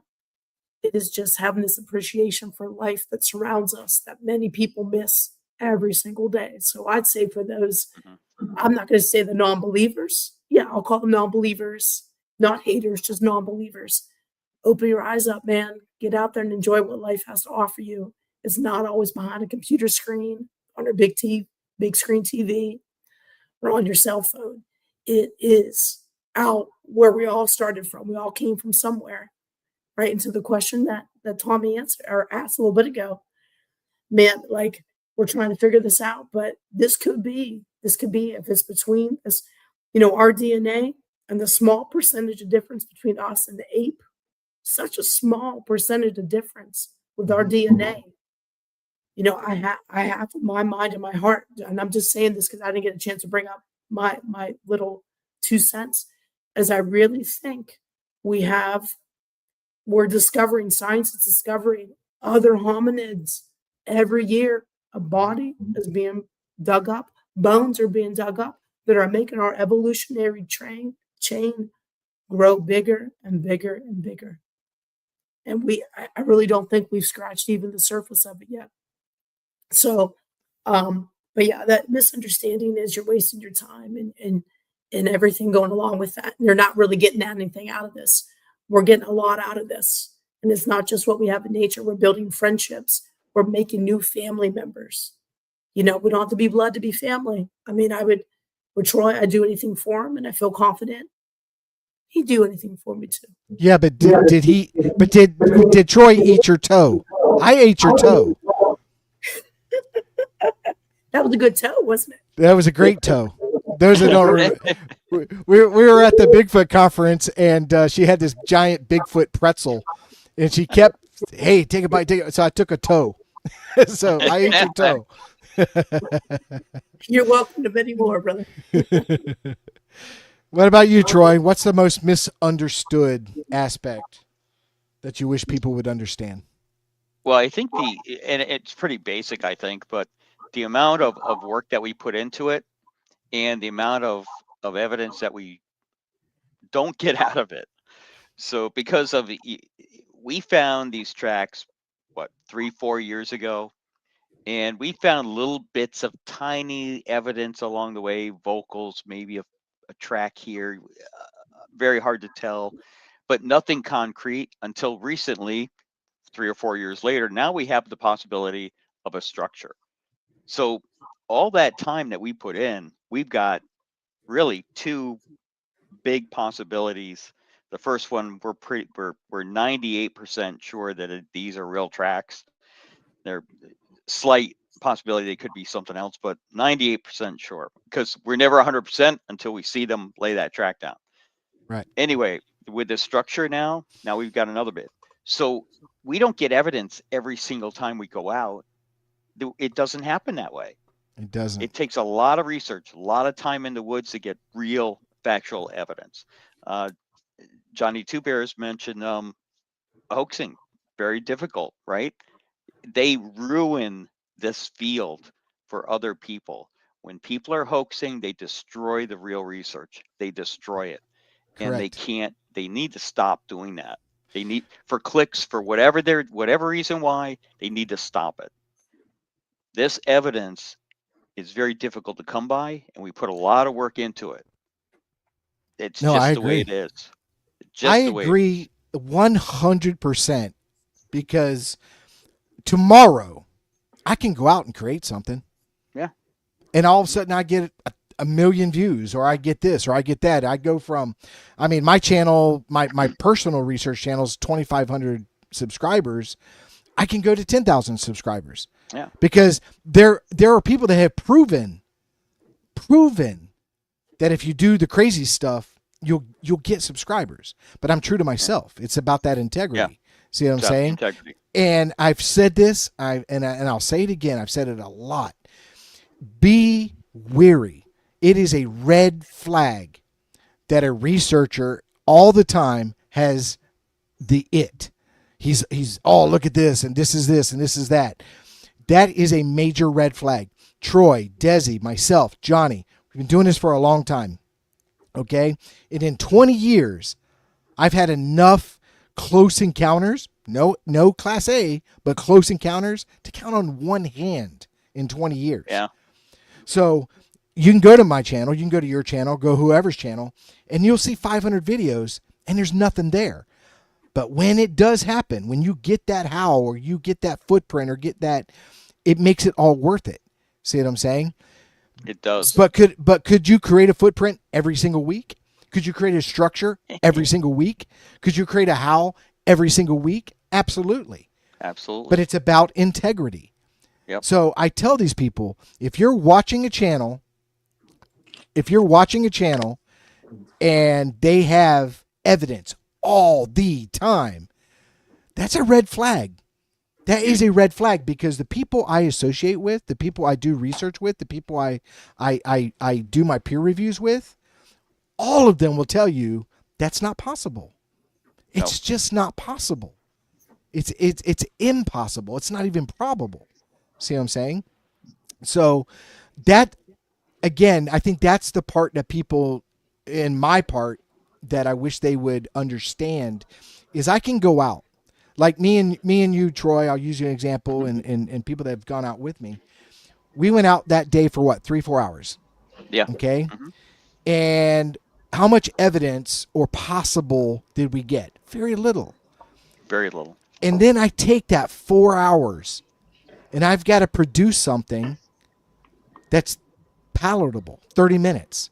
People watch the videos and say, oh, it's a 30-minute video, a 40-minute video. They don't realize the hours that are spent in the woods. Hours and days. I mean, there was, up until this past year, I have definitely faltered off a little bit, but I was doing hundreds of hours in the woods, camping, researching, hiking, doing all this stuff, and coming out with nothing. But it's like golf. I don't know if any of you guys have ever played golf. I can go out and play golf and play shitty every single week. But then that one time you hit one good ball, you come back the next day to play again. And Oh that's my how God, bigfooting is. That's how That's real. bigfooting is. It is That real. Real goes crazy. But you And, know what? Your integrity is so important. But if you look at, I don't know if you ever seen the video. I've got a thermal video of a deer. Okay, but if you look at it initially, you've got shoulders and you've got a head, Mhm. and I've got two of them like that. You switch over from this one and that one, and it looks like you've got a human or you've got a Bigfoot out there. I saw that video. Really, yeah.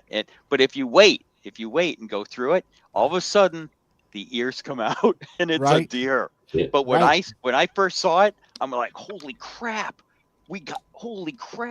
I couldn't believe it. And then the ears came out, and I'm like, oh my God! And Well, it happened- It wasn't immediate. It took some time. Right. But you also have to know your equipment.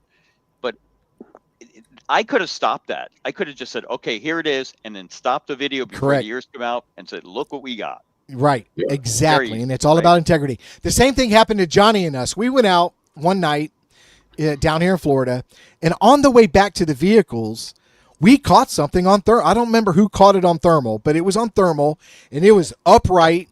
It looked large, and it was moving behind some trees, and it was upright. It was definitely on two legs, and it was in the trees. And we're all looking at it like, holy crap, holy crap, holy crap. And then we realized it was one of the guys that got back to the vehicles before we did, and we were on the bend of a road that was curving around. So these trees that we thought was in the woods was actually, because it's nighttime, you can't see that well. Remember that, Johnny?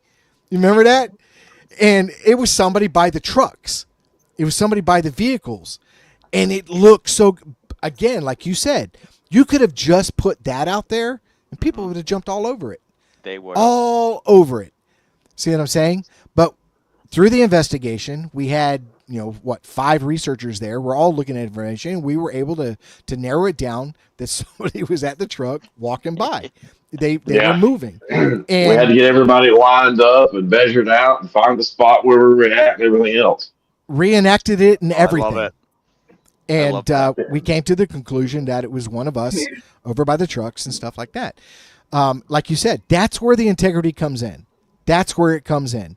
You know what I mean? And that's like I said, that's when I knew Johnny was the real deal years ago, was because he put something out and a week later, maybe shorter, maybe 2 weeks, I don't know. It was a very short period of time. He put another video out where he went back, he critiqued his evidence and said, I'm sorry, I was wrong. This was not what I thought it was. This was what it was. You know how many people would have not done that? Would have not done that. And Good that's job. what told me Johnny's legit. Johnny's legit.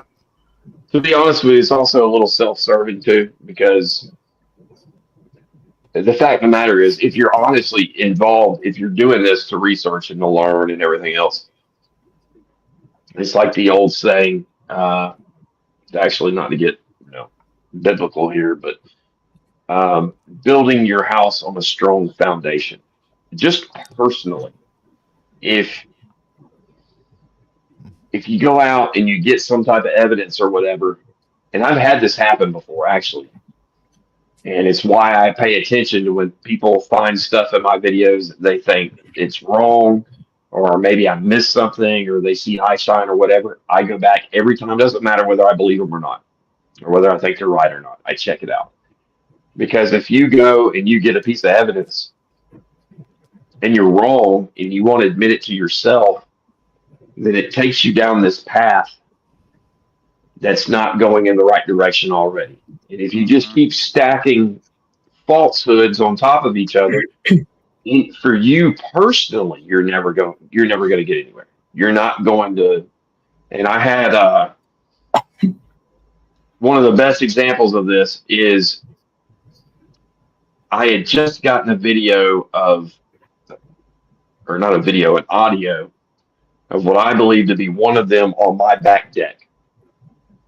Really good audio. I got up that morning, I was sick. I didn't even think I was going to be able to make it to work. And I went and lay down on the couch, and then I could hear like a very deep voice through the wall. And then the dogs went crazy. I got up. I'm like, all right, regardless how I feel, I got to go to work. So I went to work. I got there and I pulled the video up, and like it gave me chills. Like I got an adrenaline rush because it's like this thing's talking, and it's obviously walking on my back deck. So I knew they were getting on my back deck, and I didn't know that before. And not too long after that, I got in the habit of when my alarm would get off or come off, I'd pay attention to exactly when I would let the dogs out. And then I would check the cameras to see if it either caught anything or caught anything on audio. Well, I got up one morning, the dogs went crazy. I got to work. I pulled up the audio, and there was a wood knock. And I can't remember whether it was right before, it's like right after my alarm went off or something like that, or right before I went to the door, one of the two. And this happened twice in a row. And I'm like, dude, they know when I'm getting up. Like they're communicating to one another that I'm about to open the door or whatever it was. I can't remember exactly what it was. Then I had a guy say, "Hey, man, I found your noise." I'm like, what do you mean I found my noise? I know what that noise is. It's a Sasquatch. Well, he had zoomed into the video and found that on a particular place on my gutter, the condensation would fall and it would hit right next to the camera, and you could barely see it. You couldn't see it in the air. I never caught it, but you could just barely. It's a crappy camera too. I don't even know how this dude found it, but it barely. You could just barely see it hitting about the same time. You could see a little bitty splash of water, like right off to the very edge of the camera. And I'm like, well, God dang. Obviously, it's not a wood knock, and they're not communicating when I get up. I was going down an entire path that was completely and totally wrong. And if I wouldn't have been able to admit that, or that dude wouldn't have found that, I'd still be telling people, hey, they keep up when I get up in the morning. Well, that wasn't true, So it's just not gonna. I don't know. Like I said, it's kind of self-serving, and to me, as cheesy as it sounds, this is almost a religious experience for me. Like it's almost like a test. Like you literally can't. You've got to be honest at all times about what you're experiencing, or try to be at least. Doesn't mean you're not going to make mistakes. You're not going to get anywhere if you're lying to yourself at all. And that was just, I don't know, something I found a part of this that I found to be very interesting. Good example, Awesome. Johnny. Awesome. They Now, do if that you- in real life. Let me you throw wanna know another what- question. Hold Go up, ahead, Tom. Hold up. Go ahead, Tom. You said something about misunderstood. Is that what the topic is? The question? That's good. Yeah, Yeah, that's correct. just What's yeah. misunderstood? The question was, what is the most misunderstood aspect of Sasquatch research that you would want more people to understand? Okay, that's a simple answer. Us. You, Tony, Des, Johnny, me, Richard, countless others. They think that we're crazy. All right. Half of it Yeah. comes from people that never step out of their house outside to go work or go golfing or some other activity. They don't, until they see one, they're not going to believe, and they're going to think you're absolutely nuts. And it's a misunderstanding that I'm going to just put it out there. Yeah, I've seen one. Okay, 3 feet away. I mean, there's no doubt in my mind that there are something out there that exists. And yes, I believe it's Bigfoot. It's got a Bigfoot. It stands upright. This and that. But that doesn't make me crazy. It wasn't something I was looking for. It wasn't. It's just something that happened. Like you often said, Richard, it was a happenstance deal. Okay. Yeah, I feel like I aggravated it and want to check me out. This reason I said what I said earlier, but we are misunderstood. We're not trying to. Yeah, there's people out there trying to prove it, trying to get rich and stuff like that. But for the people like us, it's not about money, and it's more about, for me, it's more about learning, like Troy said earlier, their behaviors, their habits. I'm more curious about, can you actually find areas that they're in and be able to find where they're at? That's very interesting to me. And that all goes with all the parts of the research, the smells, the sounds, the habitats of why does one person see one and the other one doesn't, and why you see one crossing the road. All of that is very interesting to me. It's not that I'm crazy. I probably, all four of y'all look smarter than I am, and I'm not going to sit here and call you crazy, but it's the people that won't get out there. I heard a story one time, a guy was a farmer. And you got to remember the elderly too. They live out in the woods all the time and never seen anything. Okay. Yep. But then all of a sudden a happenstance happens, and now they know there's something out there, and they believe now. Now, are they supposed to be crazy all of a sudden? No. Now, some of their opinions is a little bit, shall I say, out there. I've seen one that seen a Bigfoot, and Next thing he was talking, well, I believe they're from the Nephilim. He ain't even done no research into it at all. He just watched some videos and made a claim. You know, it's us. That is what I'm trying to say is we're the ones that are misunderstood in the general public's eye. Okay. Right. All right, I'll shut up. That's a good perspective. Yep, very good. Well, I've skipped some questions because some of them I really wanted to delve into, and we did. And hopefully, you guys like the questions. But this is the one. This is to me is a very important question because this is what we go to bed at night, we think about, we dream about, stuff like that. If you had the resources, money was not an issue, equipment was not an issue, or anything like that, where would you like to go research? And anyone just jump in. Tell me where you would like to research. Falk. You asked me that question up there. Falk. Arkansas. I would love to go to. Oh, and I watched one the other day said that they're still down there. Whatever this creature is, I would love to go down there. In fact, why? Because they made a movie. It was very famous. It was very. How can I say this?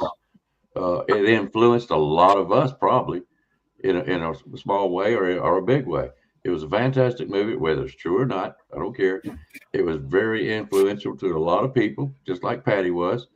And I think you would meet some of the best people down there, just your down home people. I think I would have a great time going down there and doing research on if I had no other place to go. Falk, that's where I would go.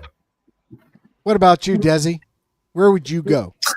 Unlimited resources. You know, it's I've gone back and forth in my head just for the last minute or two when you asked the question, because I like the audio. I love the audio piece of all of this, and it's so weird thinking like, how can you love something that much? But all the things we capture and I listen to and I watch on the software, and then you compare one piece to the next and you see the similarities or the differences. I cannot get out of my head returning or having the opportunity to return to one of the biggest pieces of audio in history, which is the Sierra Sounds. Sierra Sounds, and just to pay honor to Ape Canyon and that whole experience, even if there has not been recent activity. I think it would be more of like a spiritual, like getting back there and just kind of like, wow, like just feeling what's in the energy and that experience that happened how many years ago and what, those gentlemen were facing. That's like a bucket list item for me, to be honest. What about you, Troy? All right, so if I went for population or number of sightings, it'd be towards the Olympic Peninsula up in that area.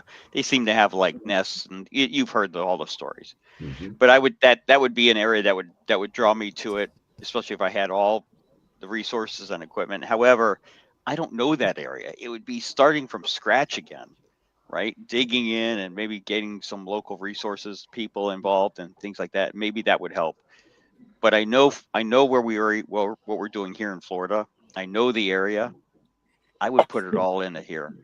And the reason Nice. being is that I think we've got some good locations that we've got tracks. It looks like we've got another site that we could just dump all that gear and information in there and then push through and find out what's going on. I would do Nice. it here because I think I'd get the results I was looking for.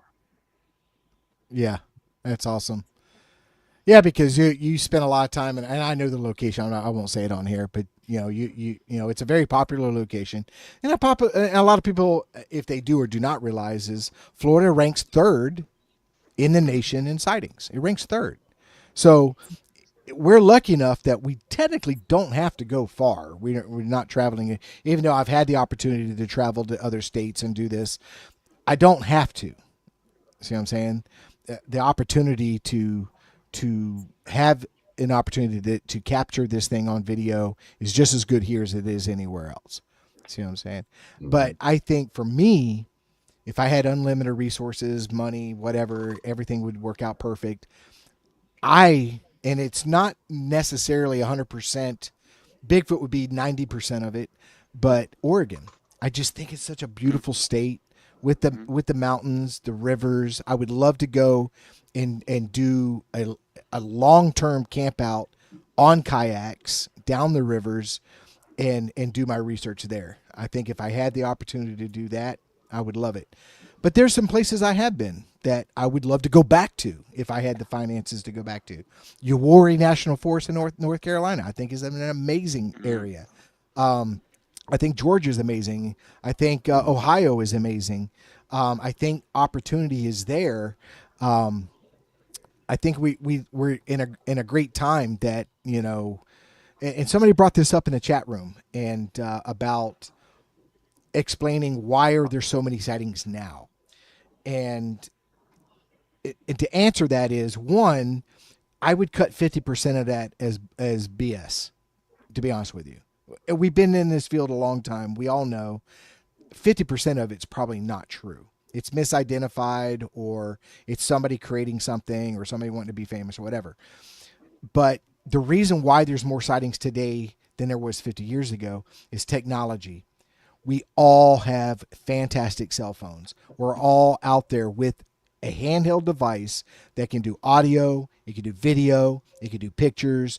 More people are getting out in the outdoors. They're spending more time in the woods, and which is something I promote. I've done it many times on my show, on the podcast, on Icebox show. I'm a big promoter of people getting in the woods. Spend time in the woods. You know, Desi's got 2 twins. Get them camping. Get them out there. Get them interested in it. Spend time out there. The more time you're in the woods, the bigger the opportunity is for this to happening. Because, like Icebox says, it's happenstance. If you look at all the reports that you've read, all of us have read reports. It was happenstance every single time.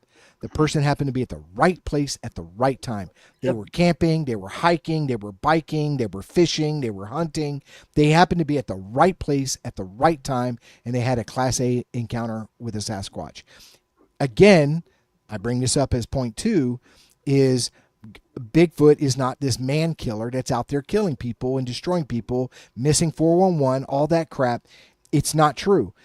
Every one of these sightings that you look at, 99.9%, the thing looked at you, you looked at it, and you both went your own way. It did not harm you. How many times have y'all heard stories of somebody walking out of the woods and this thing paralleled them, but never attacked them? You look at Ape Canyon. Look at Ape Canyon. You brought that up. They were basically being under siege, but do you think that cabin back in that day could have withstand a full frontal assault by these creatures? Absolutely not. But it didn't kill them. It did not attack those. It was irritated. It wanted them to leave, is what I think that the message was. Y'all need to go. Point across. Yep. But it never harmed them personally. See what I'm saying? So I encourage people to get in the woods, spend time in the woods. When I go out in the woods, and Troy brought this up when we went out, I said, "Are you armed?" He says, "No, because I know you are." You know what I mean? So, and I go out there with my pew pew, and not because of Sasquatch, because there's so many other things out there that want to do us harm, and most of us researched in Florida. Johnny's come down and researched in Florida. There's a lot of things out there that can harm us. Hogs, pigs. I have to say pigs. If I say hogs, people think I said hawk. Pigs will kill you. And not only kill you, they will eat you. There will be nothing left of you. And I'm out there by myself. There's rattlesnakes, cottonmouths. There's just Richard? a ton of things. Yes, sir. I've had to move to my phone's dead. I've got Okay. it plugged in, but odds are it's not going to, No problem. it's going to keep kicking me off. And my favorite part about that is I just bragged about how many battery packs I have, and I didn't use one. It's a curse.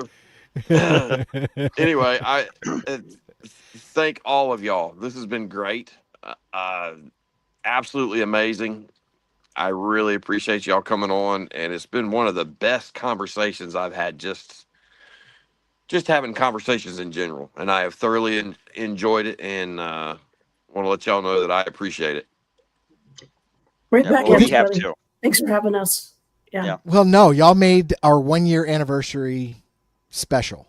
You know what I mean? And we had a lot of people to that we could have had to come on the show. Every one of our guests were fantastic. We enjoyed every interview. But it's hard when you've got 30 something shows to reach out to people and say, hey, who's available and who can do this and stuff like that, you know?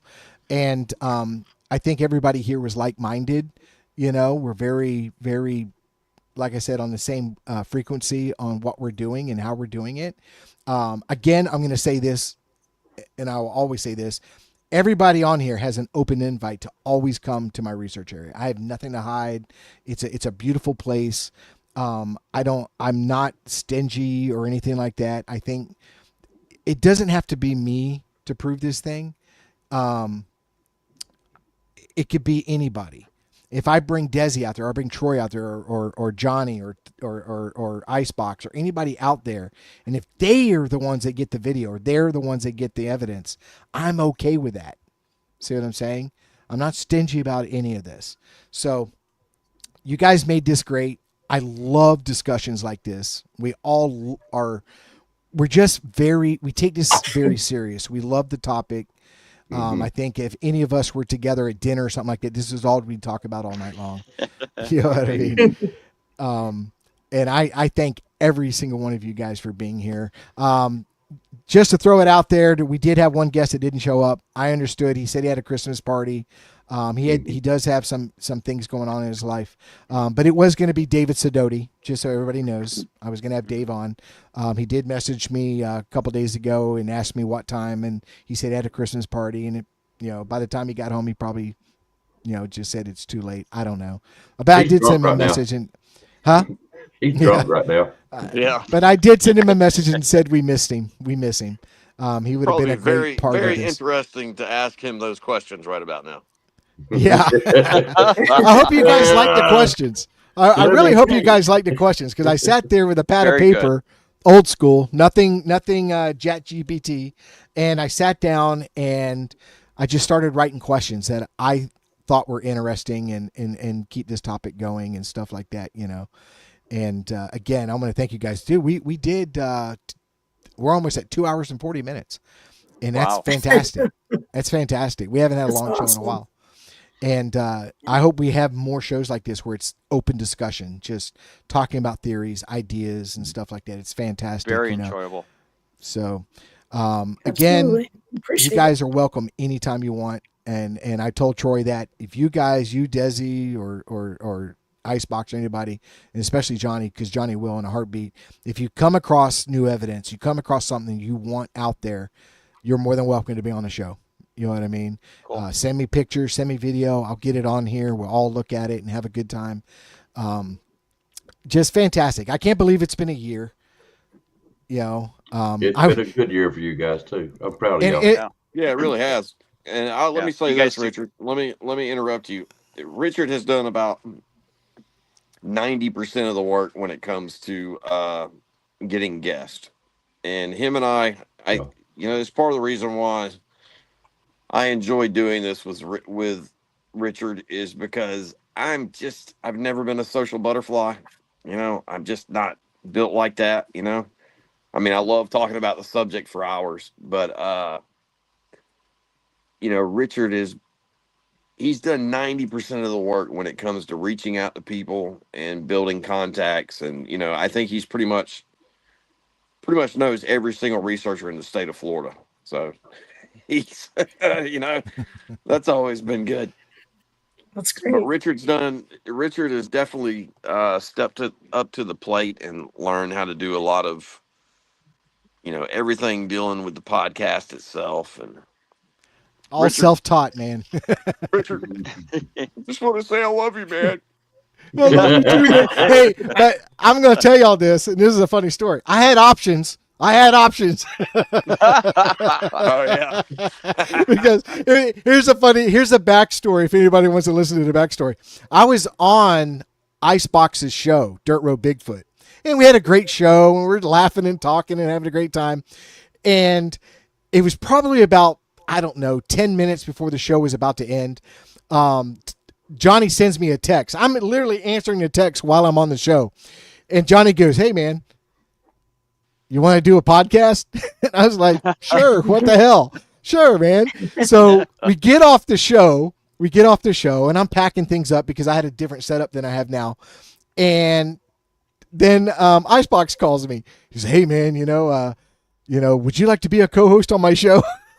And I was like, "Dude, man, if you had messaged me 10 minutes earlier." You know what that means, Rosie. I'm going to have to kill Johnny now. Yeah. Well, $20 is $20. $20. I enjoy podcasting, but I'm playing, Johnny.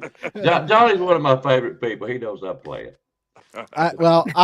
I'm open to suggestions. No, I'm just kidding.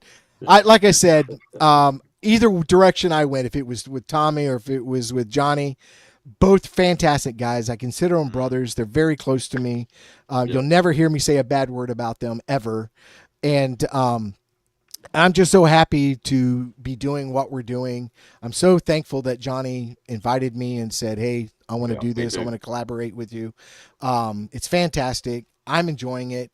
It's a rat race sometimes. It's a rat race. It's difficult doing a podcast. I made this comment to Tommy a long time ago. I said, you can't be a podcaster and a researcher because both of them take up so much of your time. You have to choose one. And here I am, a prime example that I'm not doing as much research because I'm so busy with the channel, but I enjoy both equally. As long as I'm talking Bigfoot and I'm dealing with Bigfoot, I'm enjoying myself. And again, this does not pay the bills. This is a hobby. I've made great friends. I consider Desi a friend. I consider, Troy a friend, and Johnny and everybody else, and Tommy and David and Marie DeMont and Mike Aguilar. The list goes on. You know what I mean? It's a huge list of people that I consider friends in this field. And I'm so thankful for that. And I truly feel that God has blessed me with some great people in my life. And it's one of those old sayings, God brings people into your life for a reason. He also takes people out of it for a reason. So those that I originally were friends with at the beginning of this years ago, and you're not my friend now, there's a reason. Mm-hmm. See what I'm saying? Yeah. There's a reason. So I want to thank each and every one of you guys. You guys are awesome. And I need to thank you guys. Thank you all. Thank you very much. Truly. And Desi, if she would answer her phone, I need to get with you. I need to get with you on audio. I have audio. I think there's some great stuff on there. I don't know jack on audio. I knew it. He was setting you up. I knew he was. You knew it, Tony. Yeah, man, right? Yeah, you let me know. You can email me some samples if they're short enough clips. See, that's where your first mistake is. You think I can handle something like that. What'll happen? I got you. What'll happen is I'll do the same thing I did with Troy. Is you're going to have to come with Troy and investigate here, and then I'm going to hand you my audio recorder, and you're going to take it home. I love it. And it plugs right into the computer, and do whatever you do. See what I'm saying? Because there are some good stuff. This is all stuff in Ohio. It's all stuff in Ohio. Oh my gosh. I love it. I've got a vocal. I've got something that is outside of my tent. Something tapped my microphone like this. Boom, boom, boom, but hit it once. Boom. There's some great stuff on there. Once I hear it, I don't know what to do with it. I've tried Audacity. I can't figure it out, whatever. So again, like Troy, because Troy's got to come back at some point because he got to return my cameras, but no rush, Troy. Enjoy the cameras, use the cameras. If you've got 3 cameras in the woods now, put 5 out there because you got 2 extras. Just use them so we can figure out what the issue is. But again, you have an open invite, Desi. Come. I will hand you my audio take it with you, listen to it. It's 8 hours. You know what I mean? Yeah, And see that what you find. I love that stuff. What I'm Yeah. taking from this is you're doing the podcasting, we'll continue researching, and then we'll continue to collaborate, maybe like a monthly feature. There you Well, go. like I said, I've got a can new do that. job. I start tomorrow night, and I'm back to doing what I love to do. So it's going to open up opportunity to get back in the woods. And good. so I'm very happy Awesome. with that. I'm very excited about that. Even though I've had a ton of time to be in the woods in the last 8 weeks, I just did not take advantage of it because just dealing with so many other things in life. But I Yeah. plan on getting back out there, plan on being in the woods. Troy's been out to my research area, one of them anyways. Nice. It's a beautiful area. It's very large. Beautiful. And I plan on getting back out there. And like I said, Desi, you're not far. You guys are not far. Troy was not that No. far. Nope. So you guys, No. anytime you call me, because I'm off Saturdays and Sundays, you just call me and say, Rick, we want to come out, spend the day. It could be 3 hours, 4 hours, 5 hours. I don't care. And we'll go out there and hang out. And a lot of people don't realize it's the camaraderie. You know what I mean? It's Yeah. not just, I tell people all the time, it is a win-win situation with us Mhm. because we love the outdoors. We love hiking. We love camping. We love being in the woods. It's a win-win. So if we don't come out with any evidence, we still had a blast. And that's I what it love boils that. down to. I think So- 2026 is looking pretty good. So we'll get some collaborating to go. So Well, great. and I'm not, and I feel bad because Troy has invited me. He has. It's just either scheduling or something has always interfered. Davis Adote's invited me in the last month or two. Again, it's scheduling. It's just bad timing at that moment and stuff like that. But we will work it out. We will work We'll it get out. you out here. Absolutely. So, but I want to thank Sounds every great. one of you. Tommy, you're Yo. my brother from another mother, man. And You know it. I'm very thankful that this year I got an opportunity to go to Ohio. You and Obear were fantastic hosts. You treated me great. I enjoyed every moment that I was there, and I was so thankful that I got to meet you in person. You know what Yeah, I mean? me too. And got a chance to hug you and say, you're my boy. And I look forward to those moments. I hopefully in the future those opportunities arise again. And I'm just thankful. I'm just very thankful. So Yeah. Yeah. And it was This is fun season having you. 4. Yeah. yeah, Too bad I can't make chili. you did great, man. Oh. I was scared to eat a lot of it because my tent was 300 yards away from the friggin' outhouse. And I did not want to get up at 2:00 in the morning in 50-degree temperatures and put on all my clothes and run to get to the outhouse because I ate chili. See what I'm saying? Because I would have devoured it.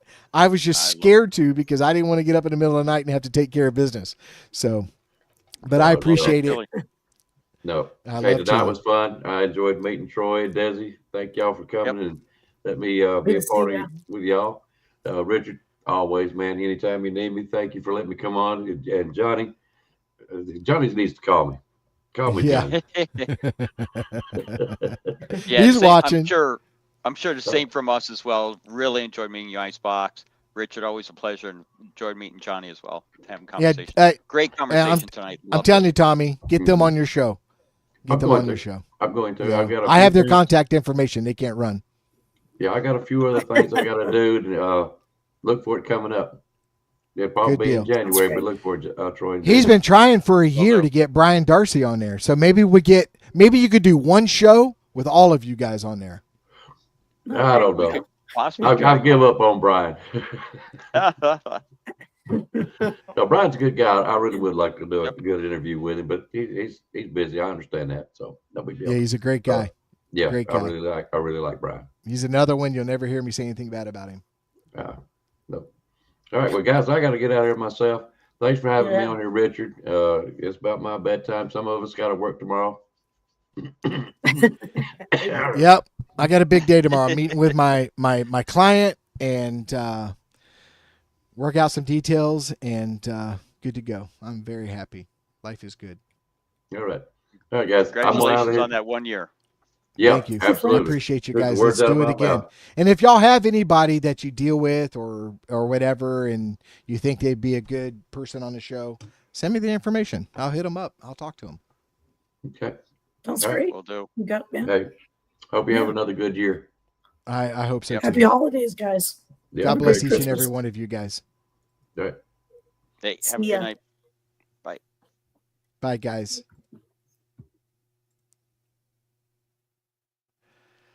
All right, guys. I want to thank everybody. The chat room was off the hook tonight. You guys did outstanding. Always respectful. Always enjoyable. I tried to get as many stuff posted on there as possible.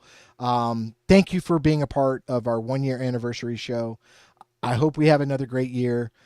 Again, if you've had an encounter or you're a researcher and you want to be on the show, email us at sasquatchunredacted@gmail.com. We'd love to talk to you and possibly have you on the show. Again, take care. Christmas is coming up. God bless each and every one of you guys, and have a happy holidays. And take care. And we love you guys.